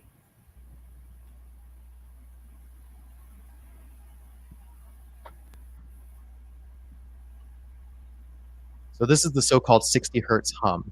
This is a real thing. This is not imaginary. Yeah. This is an actual sound that our electronics make, and I make that point because there is a related, or I would say related phenomenon, a almost conspiratorial phenomenon of a very very low pitch sound, somewhere in the 20 to 30 hertz range, that people purport to do, that drives people crazy. Something weird just happened to your sound, Doug. It's probably because of that sound. Okay, that's better. I think you know what? I think that sound probably screws with the microphone too, right? I think just like Yeah. right. So oh yeah, this is also a very real problem. This 60 hertz hum is such a real problem in audio engineering that there are filters all over the damn place to filter this sound out. Our microphones probably have it built in because it's that common, right? It's going to pick that sound up all the time. So the 60 hertz hum, the only time you won't hear this sound is if you go out into nature, far away from civilization on a hike. You're nowhere near power lines, or if there's like a power failure in your neighborhood, and that is the most that's the most interesting instance of this sound going away, because you'll be in the same environment, right? You haven't gone via a car, which has its own ambient, right? You'll just be sitting in your living room reading a book, say, and all of a sudden the power goes out, and this background noise you didn't realize was there is suddenly gone. You go outside during a power failure and you don't hear the sound from the street lights, from people's air conditioners, from whatever that's making this sound. It's all gone. It's all off, unless you have a neighbor with a generator like I do, so I don't get that perfect silence. But it's an uncanny thing because we're so used to this sound that when it goes away, right? So okay, back on Anna. Did that sound do anything for you? I'll need to listen to it again. Okay. I was listening to you talk, so I'll have to hear it one more time. There we go.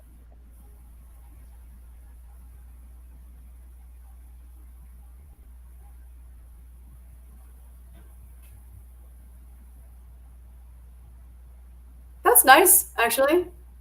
It gives me just like, relative to silence, it gives me just like a little enhancement across the board. I guess when I say silence, this room isn't perfectly silent, but relative to what I was hearing before, I can smell more with the sound. I can smell like the herbal notes in the stout. that I usually get, because I usually get a very light herbal note. I think because of my really, really high sensitivity to hops in beers. And it's integrated. It's not like pushing too hard on any one flavor, you know? Yeah, I actually like that. I wouldn't be surprised if, like you're saying, that feels like just the normal ambient noise, but turned up a little bit. Yeah. Because that is the ambient noise turned up a little bit. Yes, So yeah. that's why I thought this would be such an interesting experiment for you. I know that would actually, that makes a strange Okay. kind of sense, because Sorry, another video started playing and it was really low pitch. It was like 25 hertz. And it just like it made my ears feel like they were vibrating because they were. Because when I was developing a gin recipe, I was doing research and development distillation for a gin, I found that the best sound for me to listen to was the sound of crickets just singing at night, just a forest full of crickets singing at night. It's a very constant sound, and it made the aromas of the plants so recognizable to me. And I think it's because, growing up, I grew up in the country where every evening the crickets came out and sang. And I'd be playing outside and I'd be smelling the forest. And my scent memories are all in that context. I learned the smells of the trees and the flowers and the plants with that sound in the background, right? And so if I play it again, it's easier for me to recognize flavors because the way it shapes them is a way that I know. And I wonder if that 60 hertz sound just makes this whiskey feel very familiar to me because it's all around us, and it's shaping the whiskey in a way that I understand, that I just know already because it's around us all the time. Yeah, I think that, so that leads into a question that I had basically. So I talked last time about how I had COVID, and the thing that brought me back to being able to taste again, the thing that got me through it, was the Westward Pinot cask. As a result of that, interestingly, the Westward Pinot cask just tastes like American single malt to me, right? It's like the default ambient noise version of American single malt, which is interesting because it's a very unique tasting whiskey, right? Yeah. But I lack the ability to describe that, because that is my basis, that's my benchmark for where flavors come from, because that's basically what I retrained my sense of flavor against. So all my flavor notes come relative to that, right? And I'm going to have to find some other thing somewhere, some other test dram to compare that against, and sort of retrain myself on that again, so that I'm able to properly taste that particular Westward, right? But before that, right, all of my sense vocabulary is trained in a pretty particular context, right? Another weird thing happened when I moved. I had a hard time tasting things initially. Things tasted, or not tasted different, but like my ability to pinpoint flavors was altered, right? I had to work harder to pinpoint certain flavors. Certain other flavors were easier because just the ambient environment, not necessarily noise only, but everything is different, right? I used to taste, Phil will remember, because we only did this podcast after I moved here. But before that, in the Whiskey Lodge, we would do tasting events, and I would be in my loft in my condo, which is a wood paneled room that had really good acoustic deadening, just sort of built in because of the carpet and the wood panels. So it was a really acoustically neutral space, and it was also dark and close. And something about that whole cave experience, or that sound deadened cave kind of experience, made it really easy for me to develop my sense of taste for tasting whiskey. That's where I learned to taste whiskey, 2020, to critically taste whiskey. I started doing that in October 2020, and I was in that space. I moved to this space, and it's just different. I've had to work harder at tasting notes ever since I moved here. And part of that is I stopped writing reviews as regularly as I used to. Part of that is because I spend all my time doing this podcast now. But yeah, it's the context in which you learn to taste is super important. Absolutely. Super important. Yeah. Yeah, because we're not separated from our environments, right? and it influences us in all these ways that we may not even realize until there is a change. I relate to that really well. One of the things that, you know, I'm different from Doug on is that he can't listen to music while tasting whiskey. I have trouble tasting and writing notes when I'm not listening to music. So does music Because kind of zone? I mean it helps me focus, Yeah, because otherwise I get sort of fidgety. interesting. Okay, cool. Yeah, so sometimes there was So another related point, I guess, in terms of sensory overlap where, or sorry, I won't move on to the next topic if you had a further comment I wanted to on ask Phil's what observation. tasting music is. Hmm? What is your tasting music, Philip? It depends. I listen to a lot of jazz when I'm tasting whiskey because, you know, there's a lot of good instrumental jazz that doesn't make me think about words.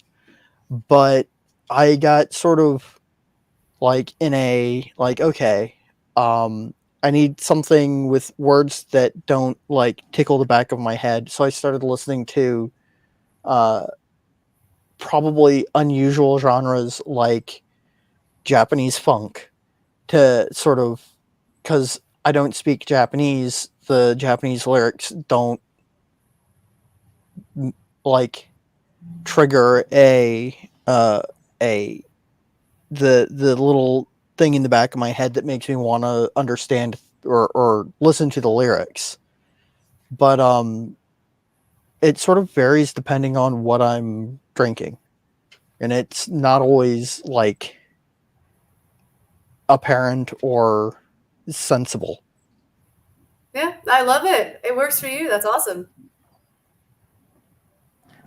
I relate to some of that, but not in the context of whiskey tasting.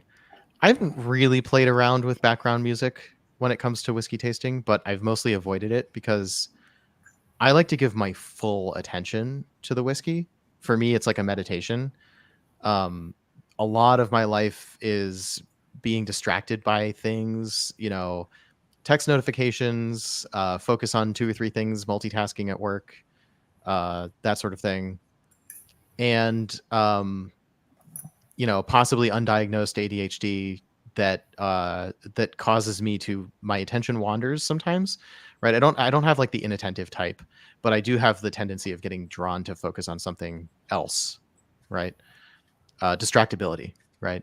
And so what I'll do sometimes when I want to focus on something, uh, like settle in for a long task that doesn't occupy my brain, for example, I'll put on a podcast specifically because other people talking occupies my attention in a way that I can't interact with, right? So that I can use my hands and my eyes to focus on, doing the dishes or mowing the lawn or whatever, and not worry about my attention wandering and me wanting to do something else. So podcasts are really useful for me for that.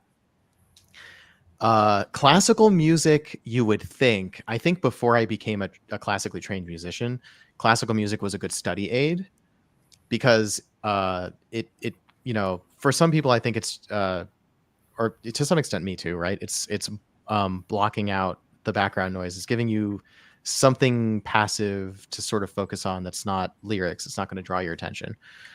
Um, but then I had the problem that I became a classically trained musician, and now whenever I put on classical music, I go right to analyzing it in some way, right? I enjoy things through the lens of analyzing things.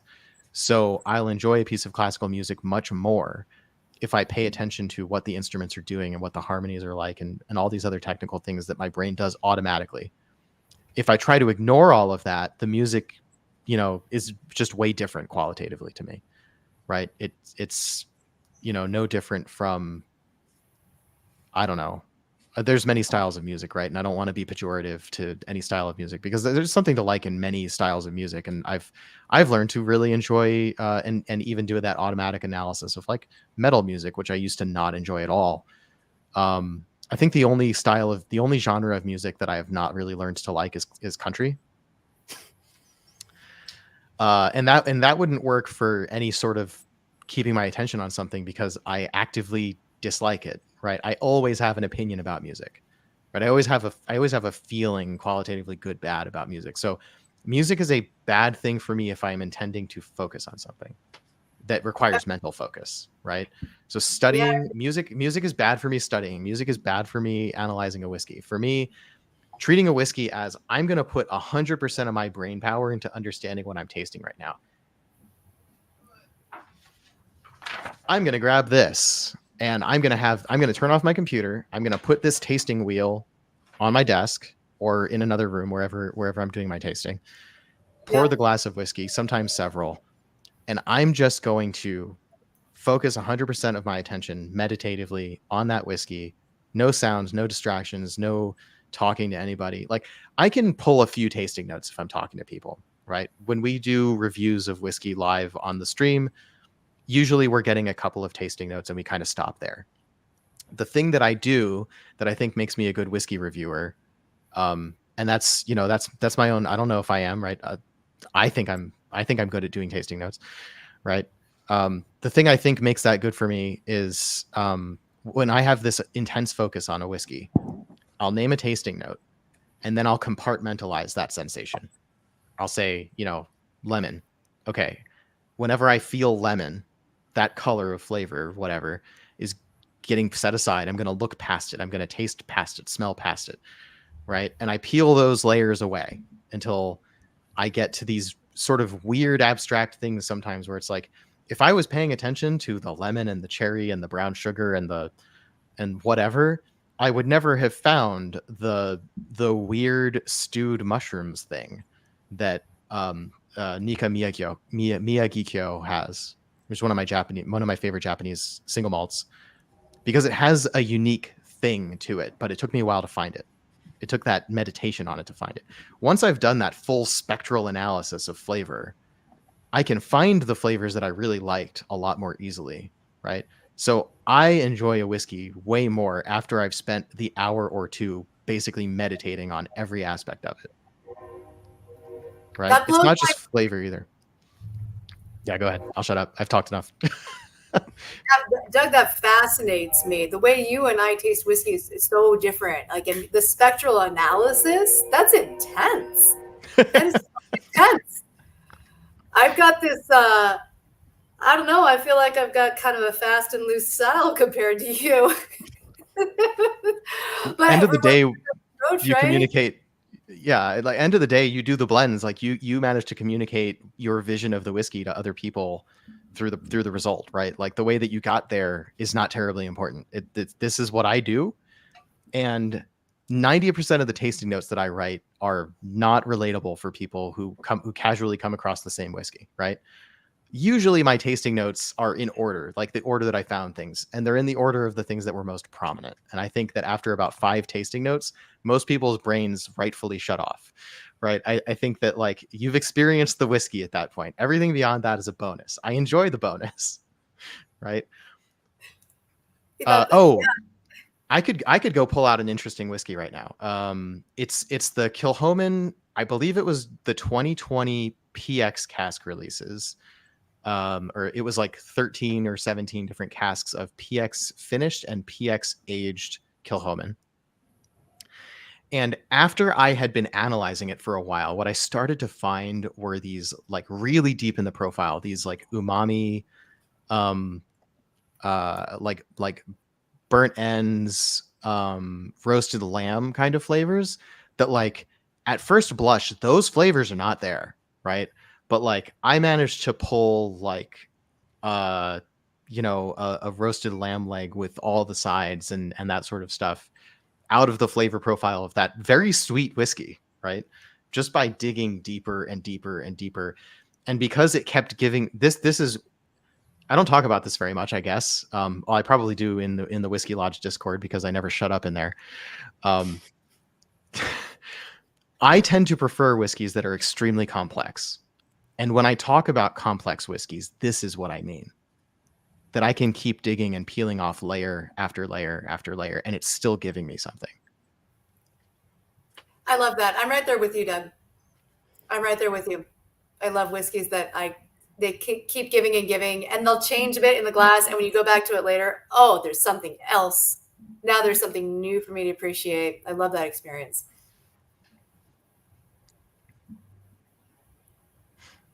Anyway, I feel like I've just completely derailed this conversation talking about my own experience. It's great. I understand you more now.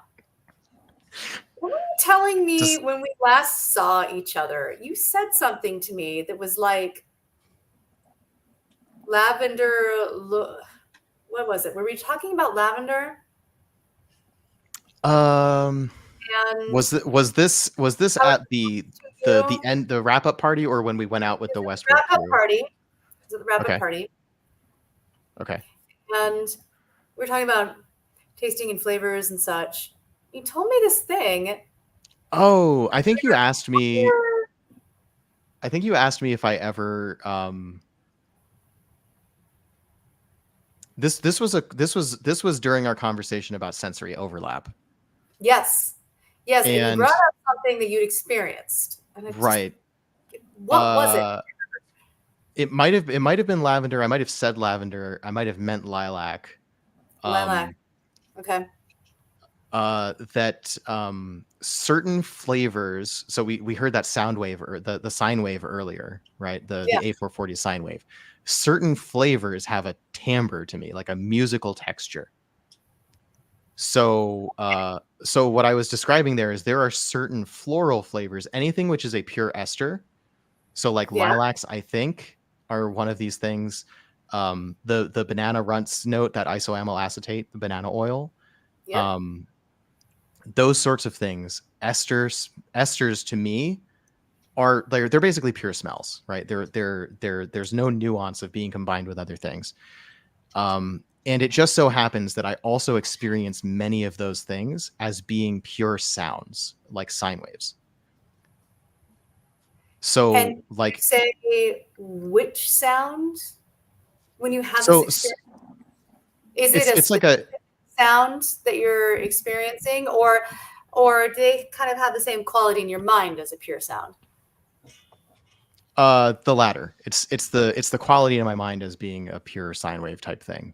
For example, that's just like the easiest one to explain. Like isoamyl acetate is a sine wave to me, and also like yellow, but that's because banana, right? Like that's a free association, not like a sensory overlap kind of thing, right? But like if I had to say, like, bright yellow is a pure color and A440 is a pure sound, and isoamyl acetate has that quality to me of being a pure thing, an unpleasantly pure thing, the same way as that A440 sine wave that we were listening to earlier is a bit unpleasant. That makes sense. Right? Yeah, that definitely makes sense.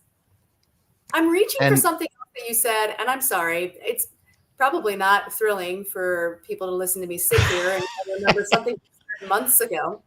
I think the other textural thing was apples feel like sandpaper, but not like on my tongue, but in my mind. The taste of apple. Right. Yes. Yeah. Right. Okay. And the apple flavor. Yeah. Feels like sandpaper in your minds. And what about the flavor of the smell of lavender? Is the sine wave. That's the one that's kind of the sine wave. Lavender is the sine wave, but the smell of an apple feels like sandpaper in your mind. Yeah.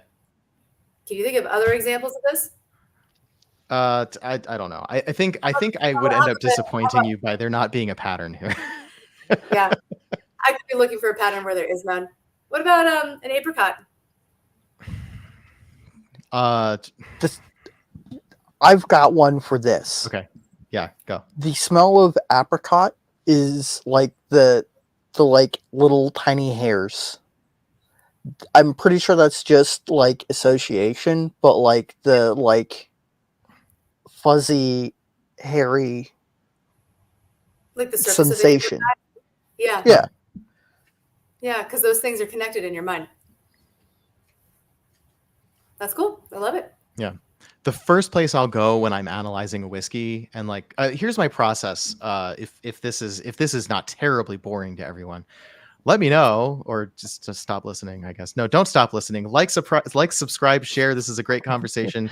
Go buy Phil's pens, and check us out in the lodge. And we're gonna stay here and keep talking for a bit. Let me also check Instagram to make sure that I haven't completely missed comments. Nope, I don't see anything there. So cool. So okay, my process for tasting a whiskey is I'll go through. So we know that like most of whiskey is smells, yes, but there are still things that are associated with each of the primary flavor types, right? So you've got your salty, your bitter, sour, sweet, umami, oleo, whatever. Like there's another one. They've identified a sixth primary sense, which is the ability to taste basically fat, right? And they're identifying that as a distinct flavor profile. And I would say that fattiness is a thing that is present in whiskey. So like without getting too oblique, you can also latch onto that, right? So I'll start from what I consider the high notes, musically speaking. Daniel Whittington and I talked for half an hour about how music and whiskey tasting are the same thing, basically. And he was approaching it from a blending perspective. I was approaching it more from a tasting perspective. So I'll start with the high notes. And for that's the acids, like green apple type stuff, lemon, citrus, that sort of thing on the high end tends to be the sour type stuff. And I'll work my way down from there. So usually the next thing I'm looking for is sweetness, right? So like the color that makes the acid taste good is usually sweetness, right? It takes something from being tart to being sour, where sour is a more pleasant thing than tartness, right? Or acidic. So adding the sweetness layers in there. So that we're looking for, the sugars, the brown sugar, the confectioner's sugar, the regular white sugar, honey, maple syrup, those sorts of things. And maple syrup for me has a base component to it, right? That's sort of the woody nature, the woody, or it's like a mid or base kind of component to it. But we're still like, I'm always coming back to, we started with sour, we went to sweet. Okay, where's the bitter? You don't usually get salty in a whiskey, but sometimes when you add water, you'll get salt from some things that have a little salinity to them. Usually island scotches, things aged by the sea. I don't know if that salt is a really real thing that's in the whiskey or not. Like, does it leach into the barrels and end up in the whiskey? I don't know. Is it just a weird association? Is it coming from the barrel? I don't really know, but that salty sensation is there.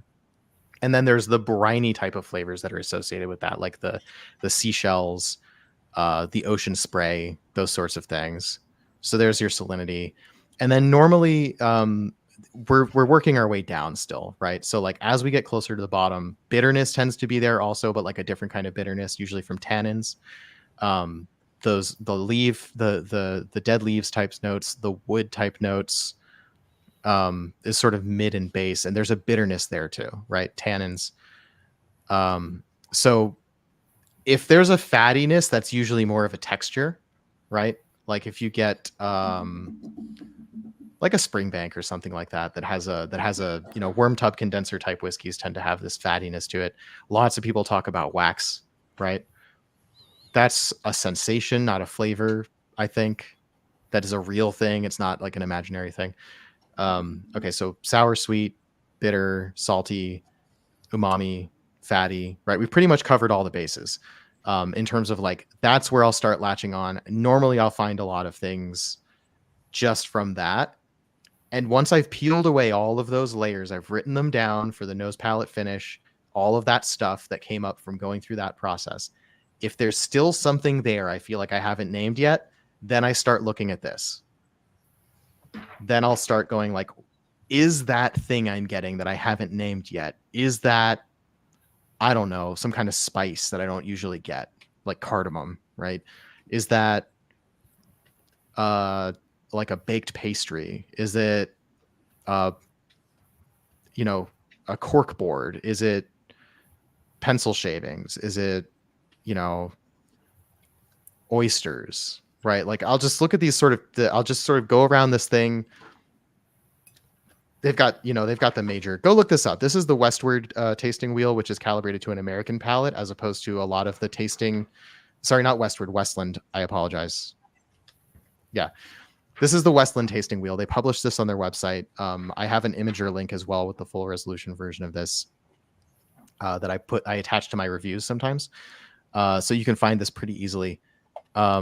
They break it down: fruity, gourmand, which is basically like baked goods, grainy, sulfury, woody, peaty, and floral. Those are their major categories. And then, unlike, I'll look at like a Scotch tasting chart and like, I have no idea what Garlock is, right? I think it's something to do with organs, but like, I don't have that experience. I don't know like the Scottish sweets and so on. So like a lot of those tasting notes are not useful for me, but this tasting wheel is all stuff I know for the most part. Like 90% of it is stuff I know. So if I'm tasting something that feels familiar, but I can't put a word to it, I'll sort of go around this and go like, okay, there's something here. I won't be satisfied with these tasting notes until I identify it. I'm gonna look at these tasting notes until I figure out what it is. But usually there's only a few things left over after I've gone through the whole process of just going from the high notes to the mids to the lows and cruising through those primary flavor profiles and whatever associations I have with those. Then I only have a few things left over once I'm towards the end of that, and that's what the tasting wheel helps with. That's my process. That's one hell of a process. I think that's It usually works pretty well. And believe it or not, I've done this without this present. I've done this completely, just sitting on a couch in my parents' house. Like, I've internalized this process to the point where like, that sounded really complicated. I usually do it faster than that. yeah. It feels good. It feels natural. It's like, I do athletics as a hobby, right? It's good to have a fitness hobby. I used to be a swimmer. You do your race, like you've done it a million times. You're just swimming the length of the pool. It feels good the same way. It's not a lazy thing, but it's a process that is consistent, that you do it every time and you get an expected result. Certainly. Yeah, mine, for me, Doug, I've always been really stream of consciousness about tasting, where I start with the things that are just most salient. Mm-hmm. And I have to remind myself to evaluate all the parts I want to evaluate. Yeah. But I never do them in the same order.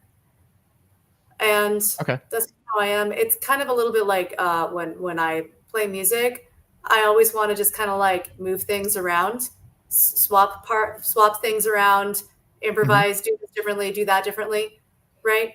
Because I'll like hit all the same things, but the order, it's just whatever's most salient in my mind, the thing that's coming to me, the thing that's like striking my inspiration, I guess. So my tasting notes, the first things I write down are really just the first things that I think of, and I go from there.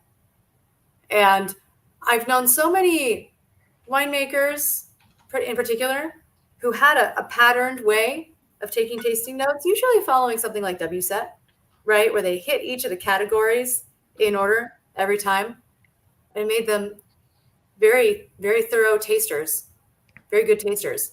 And it was never something I could conform myself to, because I'd get halfway down the list and then I'd be like, I don't feel like thinking about acidity right now. I'm really hung up on this other thing, right? It's almost like I go where the inspiration takes me and then make sure I try to hit all the points along the way. Yeah, that also feels true for me, right? I think I didn't do the process justice by sort of saying I have a process and that's all there is to it. It's like I was saying, I can do some tasting notes while I'm talking to somebody. I can do, right? I do things off the cuff. I think I experience whiskey the way most people experience whiskey initially. The difference is, so I'll do that stream of consciousness thing. I'll say, there's this tasting note and this tasting note and this tasting note. And it's just things that are occurring to me, things that feel very salient, whatever. Sometimes I'll start with, that's a really tannic whiskey. Like that's way at the bottom.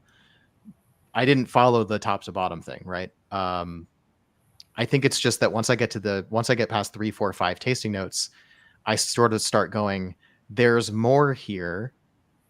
And I can't quite figure out what those things are, but I don't need to immediately go to the tasting wheel, because I can start this process. There's things here I can't name. Now let's start from the top and let's hit all these primary tasting notes and figure out what those things are. Peel those Cool. back layer by layer, and then hit the tasting wheel, right? Like this is the process is for me finding the stuff that is not immediately nameable. There's more to it, and I want to know what it is, so I follow a process to get there. I love There it. are some whiskeys where I literally never do any of that. There are some whiskeys that just sing to me, that just every little bit of it, to my complete satisfaction, a dozen tasting notes later, I'm like, that's the whiskey. I never had to do I didn't have to work at it, right? Those whiskeys are an absolute joy. But like there's also a different kind of joy in the meditation of figuring it out when it's not quite as easy. It's almost like you're decoding it. Yeah. Okay, we've talked a lot about me. We should talk more about you. So we haven't talked about what sounds you use. Oh yeah. Oh, I'll show you. Get ready to hear some really annoying sounds. Okay. Audience, brace yourself. Audience, brace yourself. I have some nice sounds too, but I have some really annoying sounds that are very useful sounds because you don't get to choose when you have synesthesia. You just get stuck with whatever you've got. So I just opened up my tasting list, my short list of sounds that I taste with everything. And there's sort of like the big three that I always start with. And then if I need more, I'll move on to different sounds. But these three give me a lot of information.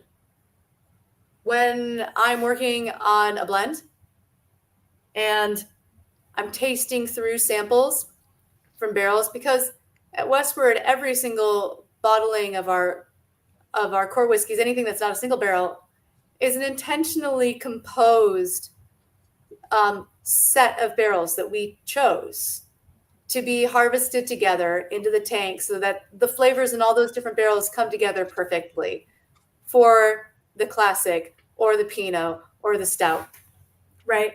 They're all essentially blended by hand, not in the sense of blended whiskey where you're blending, malt whiskey and gray whiskey, but they're blended by hand in the sense that the barrels are hand-picked. Sitting down and tasting lots of little bottles of whiskey to decide which barrels you're going to pick.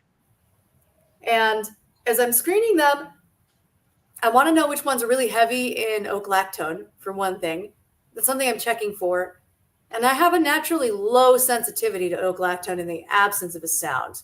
And the sound that really does it for me, the sound that like punches up that oak lactone so that I can taste it and I notice it right away, is this sound.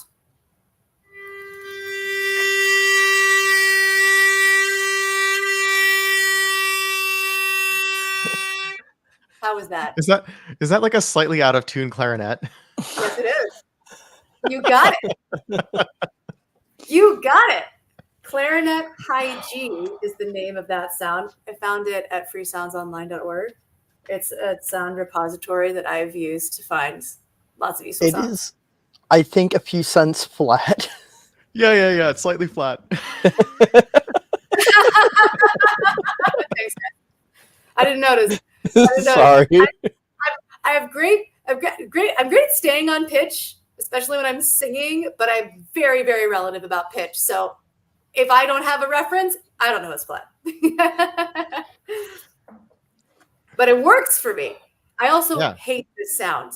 I hate it so much. I hate listening to it. It rubs me the wrong way. It feels bad, but it works for me. Okay. So question then, so with that sound, you're looking for oak lactones. Yeah. Is that a flavor that you dislike, or is that an important component that you do it's like? an important thing to screen for, because what happens is if I don't use this sound to check for oak lactone, I might accidentally make a blend that's too heavy in it. And we don't want our bottlings to be too heavy in oak lactone, because that pushes Westward out of the flavor profile that we want. Okay. Right. So here's another one. This one is much nicer. This is the one that I listened to the whole time I was working on the Four Corners gin. Good night, Genji. Thanks for listening.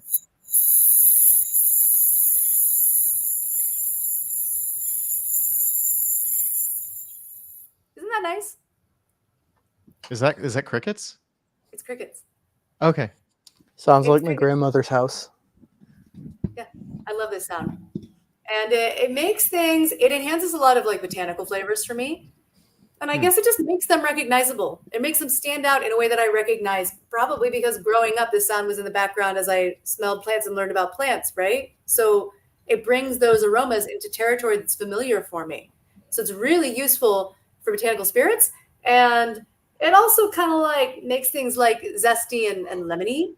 And I don't know, mild enhancement like across a lot of flavors that are useful to me when tasting whiskey and high wines. The high wines are grassy and very like estery with this sound. And then the next sound is the sound that I play when I'm making tails cuts, which I don't do so much anymore, but when I was. And I also play this sound every time I taste high wines, because when I want to taste for the like more oily characters. Like some of the late distillation flavors and those heavy oily flavors are enhanced. And I can't say that it's all of them. It seems to be very specific to the sound, right? But enough that it gives me information that's useful. It's this one.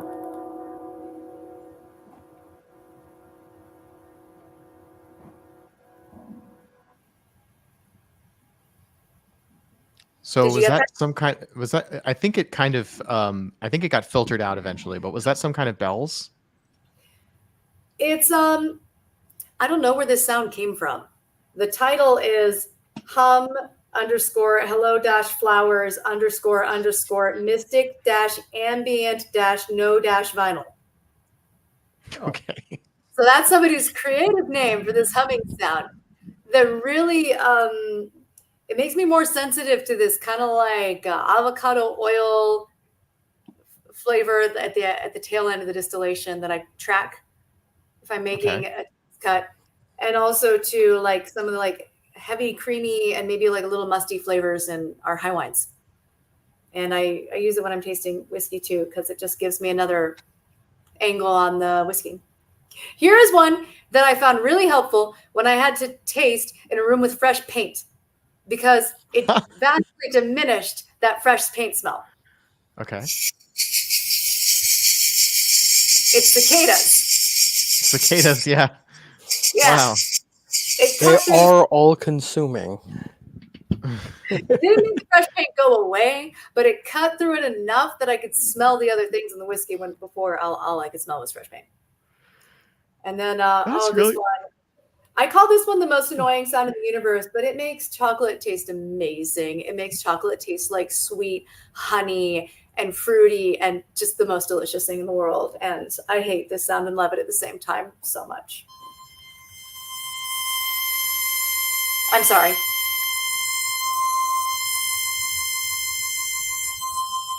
I'm sorry about that. Yeah, I don't even know what that is, but that's definitely a harsh. It sounded a little insectoid, but like musical. Yeah. It's titled Transistor-Organ-Violin. Mm. Okay. The origins of all these sounds are a mystery to me. I just find them. And so, when I played out walk outside, I smell these like tree smells that I couldn't smell before. I used to play the sound actually and walk down the creek near where I lived in Talent, and smell these aromas, these like floral, planty aromas coming from the trees. It took me a minute to figure out where it was coming from. I just like followed my nose to the what were they? Cottonwood trees, and smelled the leaves, right? And yeah, and thanks to this noise, which is terrible to listen to, but does some cool things for me, I discovered those aromas in the forest. Yeah. And then what else do I have? This one's nice. This one makes a lot of things just like lovely and sweet, but it kind of suppresses the flavors a little bit. But if I want something just to taste sweet, I listen to that.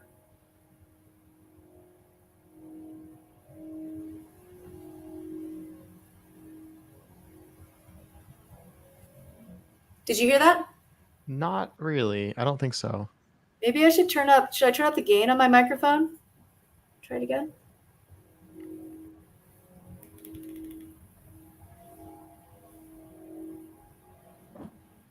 It sounds like resonant pipes or something like that, like wind blowing across pipes.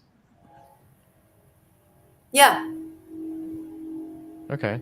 Huh. How's my sound, by the way? I adjusted my microphone in a couple ways, and I will make sure I didn't screw it up. It's a little hot now. Just like clipping on just a How's little that? bit. How's that? Is that better? Good. Yep. That's good. Okay. Yeah, it's this deep like whoa sound, and it's a very sweet, makes things sweet sound. All right, I'm gonna have to ask you to send me this, like these sounds somehow, so I can link them in a way that people can listen to them in their original form, and I can probably edit them into the sound version of this at some point. Oh, certainly, I can do that. Do you want me to do that now while our listeners are here, or do you want me I don't know if that's. to after? I think it'll probably take too long. We'll just say, put it in the description. So we will endeavor to make these sounds listenable in their original form in a link in the description.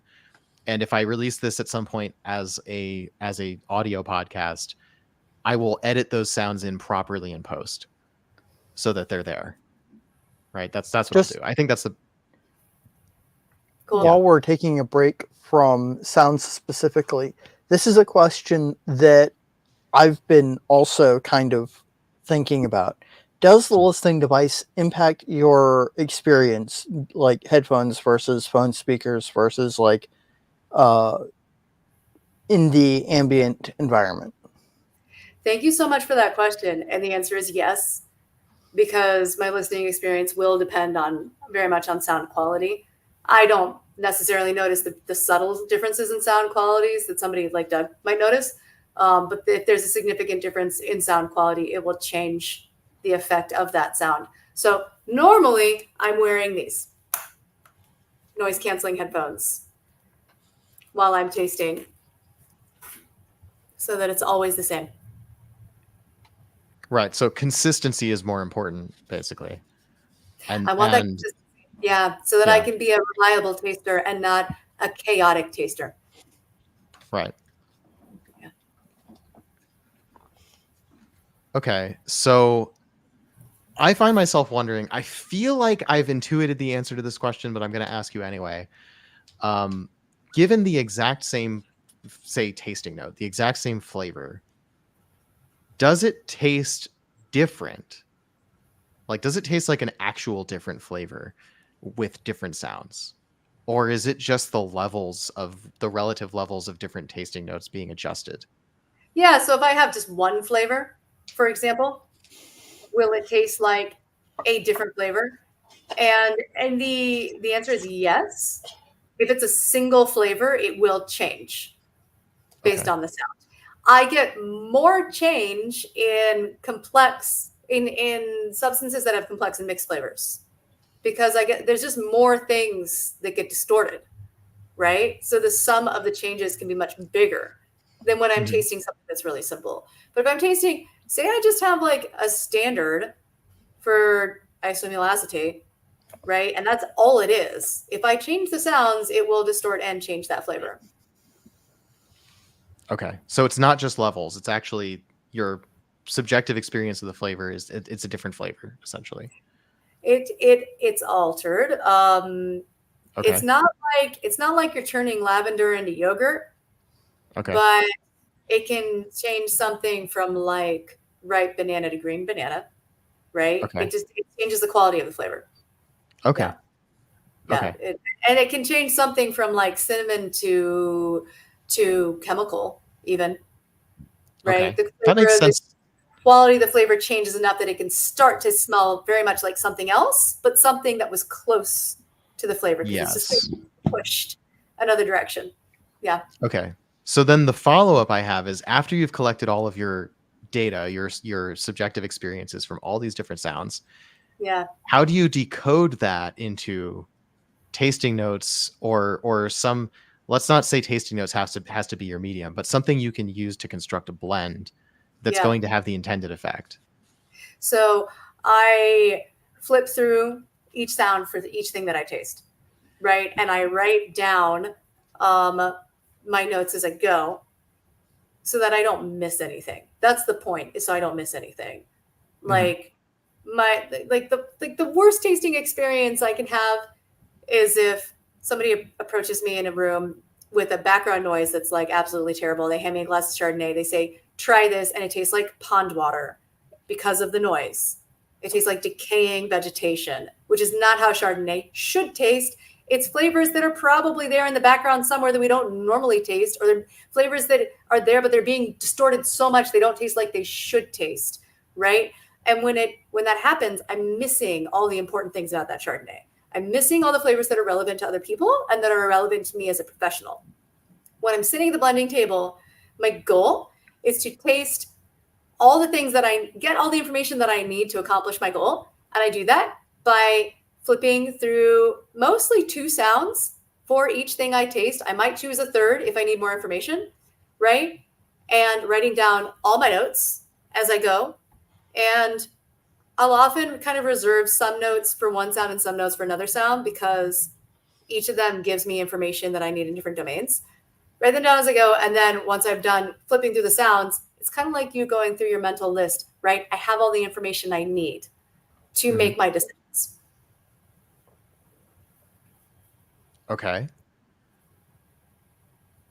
Because if I to whiskey and I only listen to that was it the violin noise you played earlier that made it taste like vanilla marshmallow whiskey? Yes. I would write, this is a really light, weak whiskey with a strong hit of vanilla marshmallow. And that would be it, because that's all I'm getting. And I'm missing all the other things there. But we went through a lot of flavors as we listened to those sounds, right? Flavors that I would not detect if I only tasted with the one.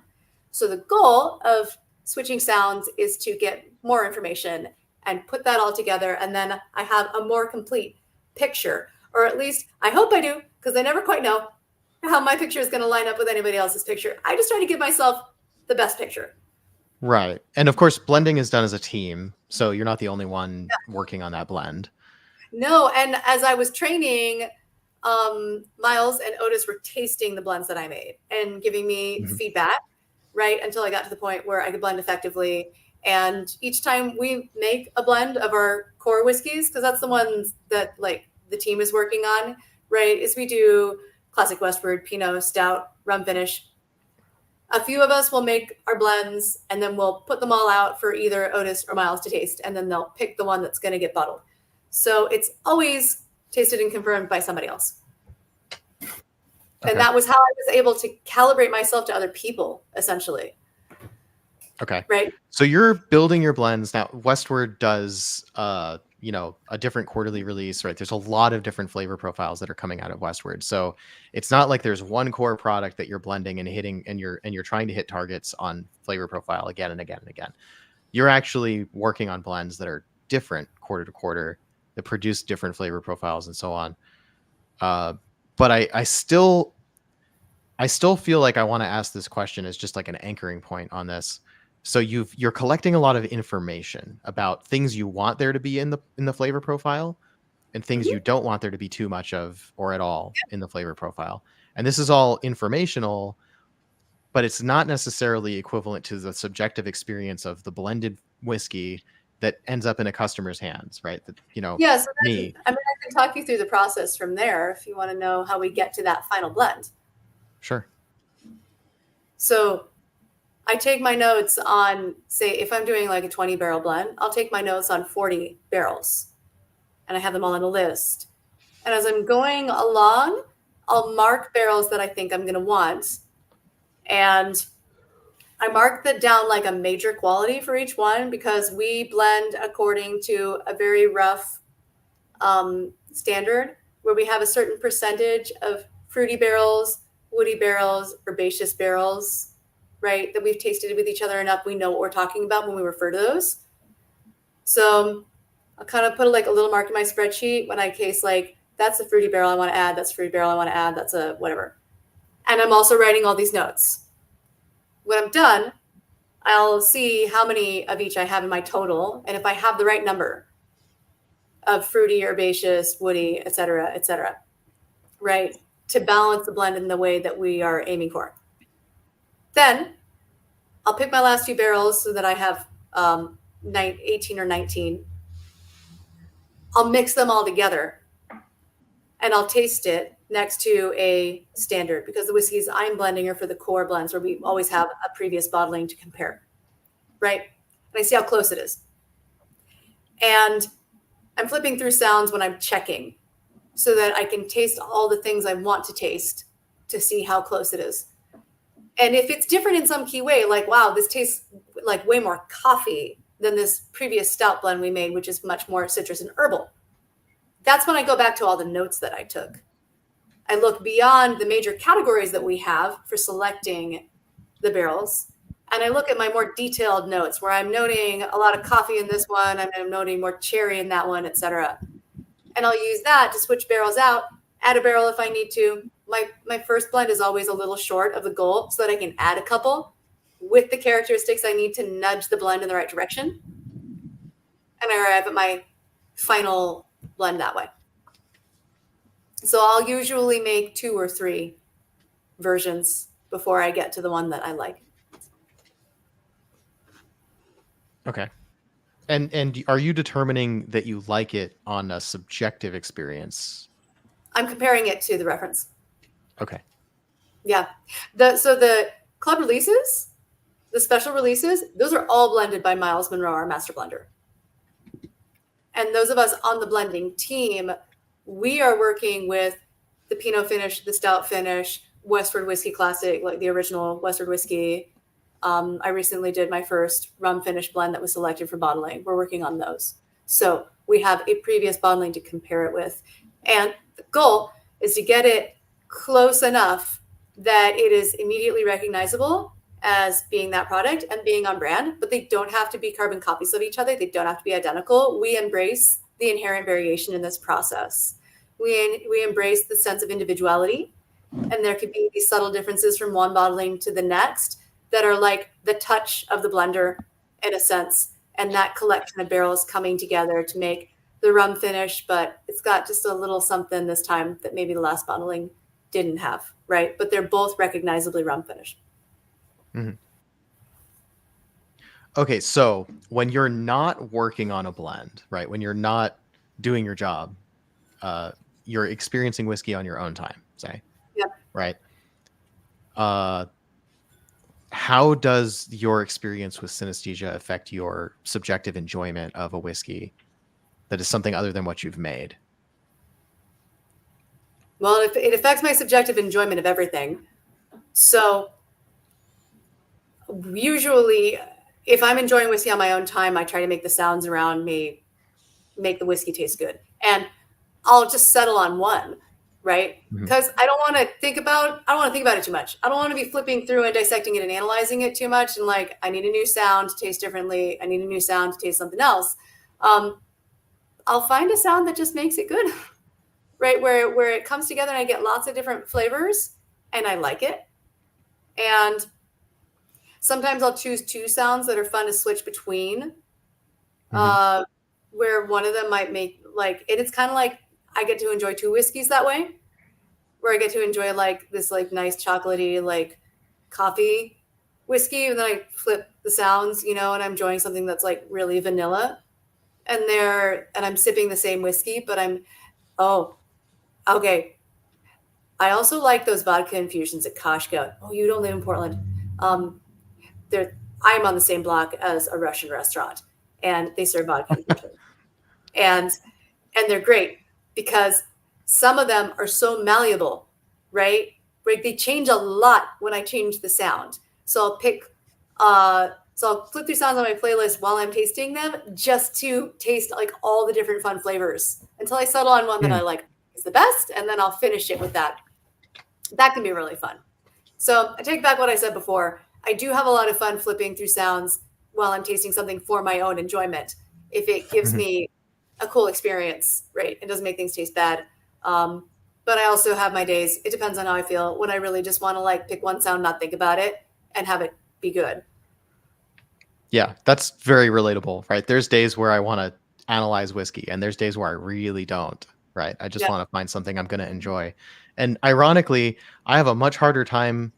So like I'm so used to just it being really dictated what I'm going to drink in a given night, because usually it's something in preparation for this podcast or what we're going to drink on the podcast itself.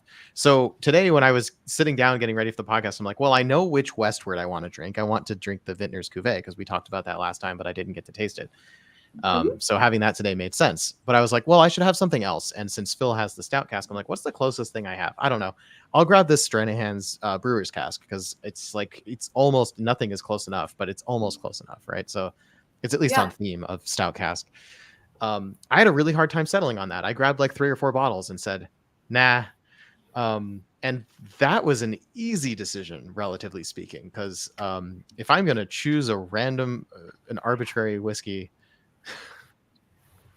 is it John? It was the last person in the building telling me that she's going home. Okay. Sorry to keep you so long. That's all right. That's why I have. Let us know if we need you to, if you need us to let you go. It's fine. But you'll have to start over because I got distracted for a second there. Yeah, me too. Oh, right. So usually what I'm drinking is pretty much dictated for me, in the sense that I need to drink a certain thing in order to prepare for the podcast, or I need to drink a certain thing because it's a release that the timing of my review of it is important, or something like that, right? There's a timing element behind a lot of what I drink. Sometimes I have to arbitrarily pick something and I have a hard time choosing, because I have a large collection to choose from now. And ironically, that's made it a lot harder to find something that I really want to just sit and drink. So, right. Like I don't have to worry about, like, I've got an entire bottle of things, like any one of these entire bottles, I'm very unlikely to ever finish. Oh, actually, we talked about that Westward Pinot cask. This was a free sample from Westward. Thanks very much to Alexander Clough. This was that bottle that I got 2 years ago that got me through relearning how to taste. This bottle's almost empty. I just pulled 2 ounces of it because I intended to send to Phil, but I couldn't get the box in the mail soon enough, so he didn't get it this week. So I have less than 2 ounces left, I think, just from looking at that. Bittersweet, right? So this is one thing where I'm like, I'm going to bottle kill this, and I want to write a review of it on the bottle kill because I've experienced this bottle for its entire life. And I have, I have things to say about it. Even if I haven't done tasting notes that I'm happy with, I'll be able to do tasting notes and relate it back to my experience of this whiskey the whole time I've had it. That's going to be a fun thing. So when a bottle gets like this, I at this point, it was 4 ounces full. I poured a little bit for myself when I poured 2 ounces for Phil. The rest of this is going to go in a sample bottle because I'm not going to let that much whiskey sit in a bottle this big. Yeah, you should put it in a bottle with that space. I already have the bottle labeled. I just haven't had a chance. Like, I wanted to show off that I'm almost done with the bottle, so I intentionally left it in there, right? Yeah.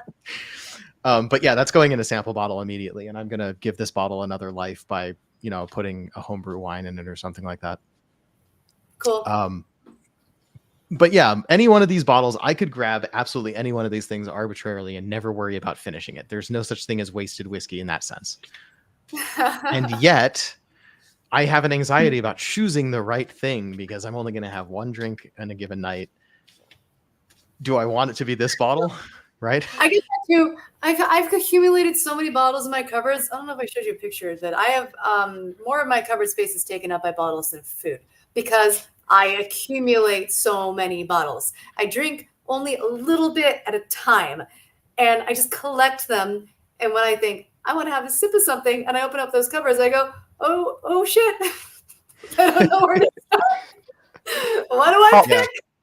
Option paralysis is a real problem when you're looking at, Florida Shilling whiskey going, well, what sounds good tonight? Yeah. Mm-hmm. That's when I just turn to the bartender and say, what do you like? And let them pick for me.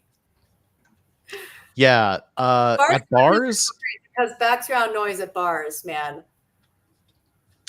My go-to move at bars is to ask for a pour from the bottle that looks cool.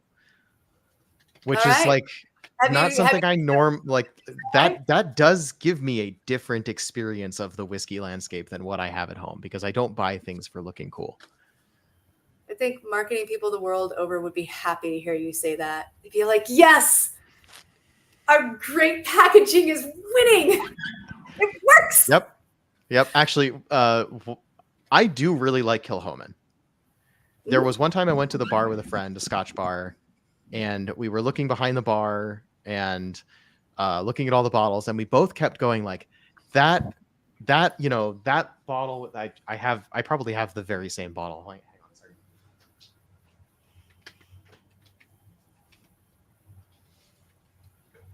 Never turn your back to the camera. It looks ugly. So this, right? The blue label Kilhoman Mahir Bay, right? This one was, up on the bar. It's lit from beneath with a nice light, right? Yeah. And we're looking across the bar and we're like, that stuff all looks ordinary. That looks gaudy. We don't want it. This one though, it's got that light underneath. It's got that cool looking fat glass foot. It's got a nice golden color inside and that nice blue label.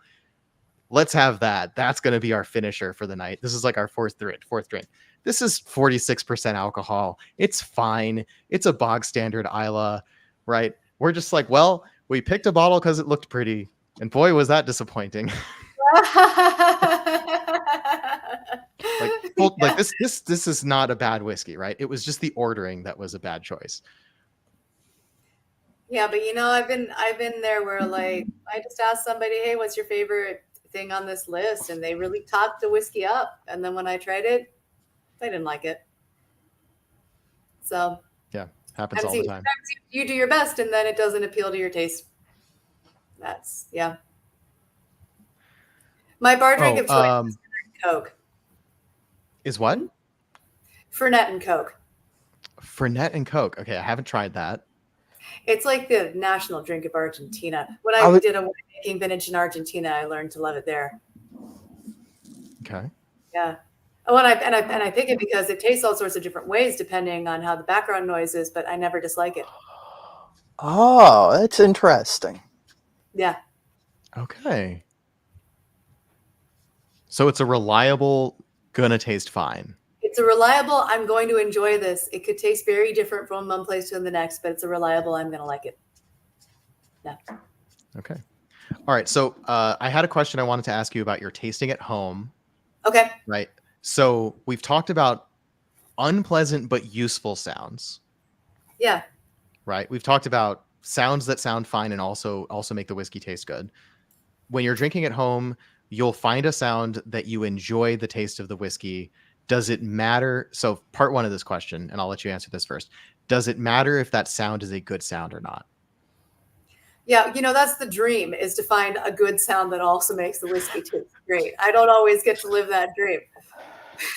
Okay. So part two is, what is the worst sound that you've enjoyed a whiskey with? Oh, that one that I played for you earlier, probably. The clarinet? The out-of-tune clarinet or the cicadas? I don't enjoy whiskey with the auto-tune clarinet, but I have enjoyed whiskey with the okay. Actually, the worst sound I've enjoyed whiskey with that I really, the gives me some nice things, but the real enjoyment, the really, oh my God, I love this so much. I love this, how this whiskey tastes, is that HVAC unit behind my friend's house in Sacramento that went,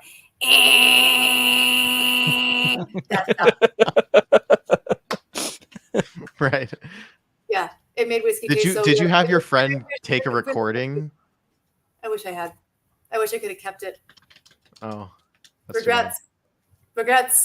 I got to find another thing that makes that noise. Another sort of noise. Yeah. Next time I'm running the AC, I'll like record when the condenser clicks on, because ours does this really nasty like sound. Yeah. What you need is something with a bad bearing and a resonant housing. I want these yeah. sounds. I want these sounds. If Doug, if you send me that sound recorded, I'll add it to my collection. Yeah. Hopefully it's good for you or useful. Yeah, but I think, Philip, I think you're right. I think you're right. It's that really, really high frequency rattle, sort of like something's loose and it's made of metal and it's angry noise.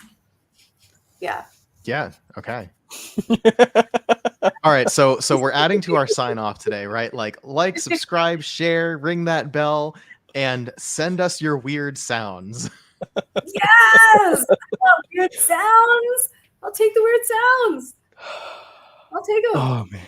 I'm going to have to go lie underneath the F-150 while it's running to get the sound of that heat shield rubbing on the exhaust. I'll take it. I'll take it. One sound I used to listen to all the time was this flip sound, like you're flipping felt or something. Oh. Yeah, because it would give me, like, some flavors, it would give me like a nice little enhancement in some flavors without destroying what I was tasting. And that's really what I look for when I'm picking sounds for my playlist is, does this not destroy everything and make certain flavors taste interesting or good or distort them in ways that's positive or helpful in some way. Yeah. I have a long list. I think I have like 50 things on it. I want to make it longer though. I want the infinite sound list on all the sounds of the world. Yeah. Right. Okay. That reminds me. So I had another question. I don't want to forget to ask. Pastries. Sorry, you were saying. No, play that again. I want to. Let's finish that thought. I used to listen to that when I was eating fruity pastries at the bake shop in Ashland before I moved up here. What was that? It was crinkling. That sounded plastic. like. Oh, okay. I was gonna say it sounded like taking a stack of like potato chips and just like crunching them in your hands. It's a little bit like that, yeah. Yeah, it's a good one. Okay, so I was gonna ask. So okay, you've got a playlist of like 50 sounds.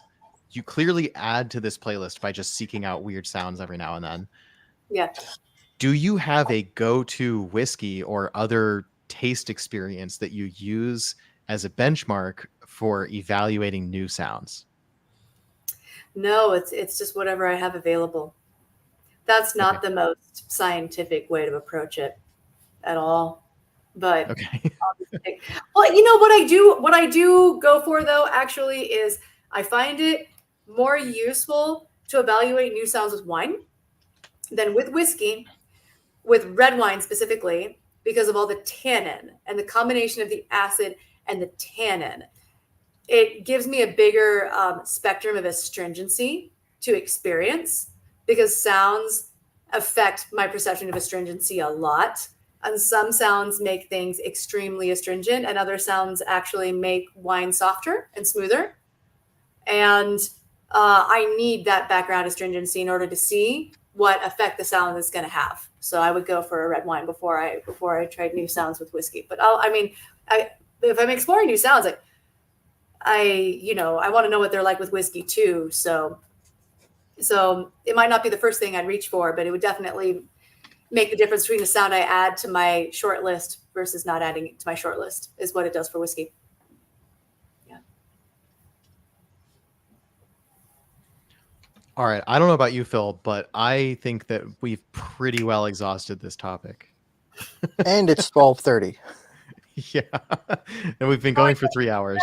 And we started around 6:30. Yeah. It's been a long time since I was at the distillery this late. I've been enjoying this a lot. So it was fun tonight. Thank you. Oh yeah, fun little anecdote. The first time I visited the distillery, I ended up staying until after everyone had locked up. Of course you did. I was just chatting with I think Otis came out. It was chatting with him at the bar, like the tasting room staff. Basically, like they closed up for the day, and I was like, oh, like I'm still working on this glass of whiskey. Do you mind if I like just stay and enjoy this and finish this whiskey while I chat with you? Because I was chatting with the tasting room staff. And I was chatting with whoever was working there. They knew I was there as a media person basically in that moment. So like, they were fine with that. I actually wrote 2 reviews there, which are up on my Instagram, which was like the first time that I posted reviews straight to Instagram instead of somewhere else first. and it was like a fun time. And like, yeah, they absolutely did kick me out at some point, which they should have done sooner, right? But like, I was at the distillery probably this late. I think it was probably after 9 by the time I went home. Yeah, it was. I overstayed my welcome, right? That just doesn't speak well about me, actually. Come to think of it. It is back. Yeah. it is a weird sensation to suddenly look up from something that you're doing and realize that you are the last customer in a place, and the salespeople or the people working there are just staring at you, waiting for you to leave, and you had no idea. Well, it's like me when I'm working on an art project, I lose all sense of time. So, yeah, it's dangerous when you're really into it. Time just flies. All right. Speaking of projects, since I asked you last time, right, assuming that the answer is different, what are you geeking out about now? besides lactic acid bacteria, if anything. Well, let's see. What I'm geeking out about right now. Oh, I did a teeny distillation today on this lovely still behind this little lab still behind me. For a specialty batch that we're planning that is we call it the Pink Boots batch because it is to celebrate women in brewing and distilling. We're going to collaborate with a brewery that's a couple blocks from us, Wayfinder, and Natalie, the brewer at Wayfinder, has been working with us to decide between Natalie and me and Naya, who's the other woman who works in the distillery.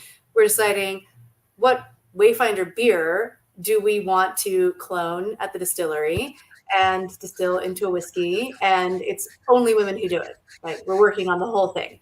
And to decide this, we started by getting some wort from Wayfinder from their last specialty brew that they did and bringing it over here in a little jug to ferment at the distillery and distill, right? And I just did my second round of distillation on that today. It tastes lovely. It's an amber Czech ale, and she steeps black tea in it on the cold side. Yeah, which is cool.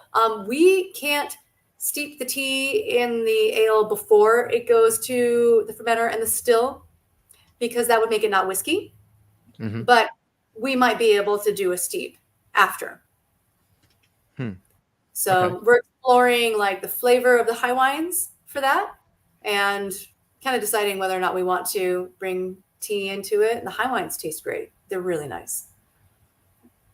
So I'm geeking out about that. Nice. As always, I'm glad I asked. Yeah. There's never a bad answer to asking Anna, what are you geeking out about right now?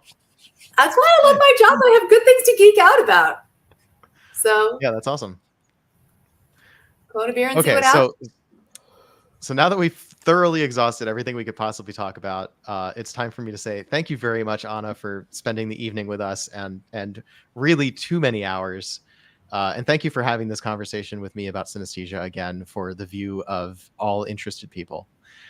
I guess Doug. This was a pleasure. Yeah, it really was a pleasure to have you, and thank you, Phil, for bringing some interesting questions as well, and interesting perspectives from music and everything. This has been probably our widest reaching geeky conversation across all kinds of things, right? Sports, music, art, of course, whiskey, right? This kind of conversation is what makes me so excited to speak to people in the industry and people with different perspectives, because everybody brings their own experience to whiskey in a completely different way. And that's not just people drinking the whiskey, that's people making the whiskey. And it has an effect. It really does. So this is super, I don't know, what's the adjective? Phil, help me out here. I'm not good with words. Inspiring, rewarding, satisfying. Fulfilling. It's thrilling, really, is what it is. It's getting to have these conversations with people who have got all these different perspectives that bring something different to the table. It's just, it never gets old. That's why we like doing the podcast. That's why we like finding the interesting people to talk to. So yeah, having said all the things and too many things, Anna, thank you so much for being here. Thank you everyone for listening. If you're still with us, hey Samalo, you're still here. I believe that thank you is for you, Anna. Thank you everyone for tuning in and learning along with us as we learned about synesthesia. One more time, the best thing you can do if you enjoy what we're doing here is by telling other people about what we do, right? I think the kind of content that we make is not great for the algorithm. So we could use all the help that we can get, right? That's like, subscribe, hit the bell thing for getting all the notifications so you know when we go live. You won't miss any videos. Follow us on Instagram. Follow Phil's Virginia Whiskey Tournament. Join the Westward Club. So that you can get access to all of these cool things that they're producing at Westward with the different flavor profiles. This is not sponsored, by the way, right? This conversation was because I wanted to have Anna talk about synesthesia. So even though it is the case, right? Full disclosure, I was given several of these bottles of Westward. I was given as distillery samples. I, however, have bought at least 9 bottles of Westward on my own. So I genuinely enjoy this distillery. That's disclaimers. So without any further ado, I don't even know how to end a video anymore. My brain is too fried. We might just need to not call it as a smooth ending. So grab your favorite glass from tonight. Until next time, we'll see you in the lodge. Cheers. Cheers.